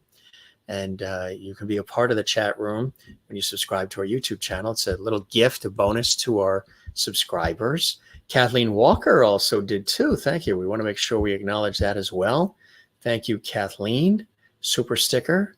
Appreciate that. We got a theme here, the blue theme. Maybe my dark blue shirt and maybe the blue of the colors of the monitor, maybe sort of a blue theme. We got the blue light there, and maybe sort of a blue ocean theme, maybe, right? So we're getting ready for summer in this part of the world. Other parts are getting ready for winter down under. Thank you, Kathleen. Thank you, Linda. Kind of you to do all of that as well. And fantastic. Yeah. Yes, Pat Boone is 90 today. Happy birthday to Pat Boone, legendary Pat Boone. And he was a guest on our show just a few weeks ago. If you didn't see that episode, we talked so long that his Wi-Fi went out, but then we talked after. Check that episode out with Pat Boone. Amazing Pat Boone, legendary singer and actor and so much more. And he was a guest on the Jim Masters show just a matter of weeks ago. And that episode is archived on our YouTube channel, Jim Masters TV. You're very welcome. Another great conversation, Jim. Thank you for being here. Stanley, pleasure is all mine and Stanley's as well. Really cool stuff and good things. Thanks for all the great wishes for Stanley and all the great wishes for us and our show. We love you all and we value all of these great comments that are coming in. Lovity, you got it. Lovity. You love the interviews. Yes, come back and watch and binge watch. Go back in time and see some of the ones you might have missed or that you want to see again. Happy birthday to Pat Boone. Yes, 90. That is beautiful. And Linda Johnson, again, thank you for the super sticker. Thank you, Jim. You do such a great job. Appreciate that. Do it from the heart and soul. And there's no other way that I know how to do it. And you guys are the best. Sherry Larson, thank you. And everybody watching from around the world. We love you all. Take care of one another. Be good to one another, as we always say, and be good to yourself. And one more time, just a round of applause for our very special guest, the one and only Stanley Livingston. You know, we were mentioning Fred MacMurray, star of My Three Sons, and you can see Fred MacMurray in the middle there. Fabulous actor. And a lot of people said that my father, there's my parents, my mom and dad, that my father has elements of Fred MacMurray in him too, with his Irish look. Wouldn't you say there's my mother and father as well? Mom and dad there. There is a Fred MacMurray-esque look, right? Yeah. Maybe even some Bing Crosby and others. All right, Andy Williams. Good stuff, gang. We had a good time with you. Thanks for stopping by. We always have, when we have time, we try to leave some room for a little chat afterwards. And really appreciate the time with you as well. If this is your first time joining us, welcome to the Jim Masters Show Live Entertainment Lifestyle Celebrity Talk Show Series. Everybody, don't forget one more time to give this episode a thumbs up like. We really appreciate that. And all of you who do that. And subscribe to our YouTube channel, Jim Masters TV. Click subscribe. Helps us big time. Don't forget to click that notification bell icon so you can get notifications about all the episodes and share the episode as well. You can share the link on your social media with friends, have them watch if you think they'll enjoy our series, and be sure to leave a comment as well. And for all of you who have done that and continue to do that, we always say thank you, thank you, thank you. All right, this was like a little post-show chat here, huh? It's kind of cool, kind of nice. I like it. We'll do some more. As long as you're here, we'll be here for you as well. Thanks for being with us. Take care of yourself. Enjoy. Come see us again. We're working on great things all the time for you here at JMS, the Jim Masters Show. We love you all. Thanks for stopping by, and thanks to Stan Livingston for being with us as well. Another great episode in the books for all of you. Be well, gang. Take care, and cheers.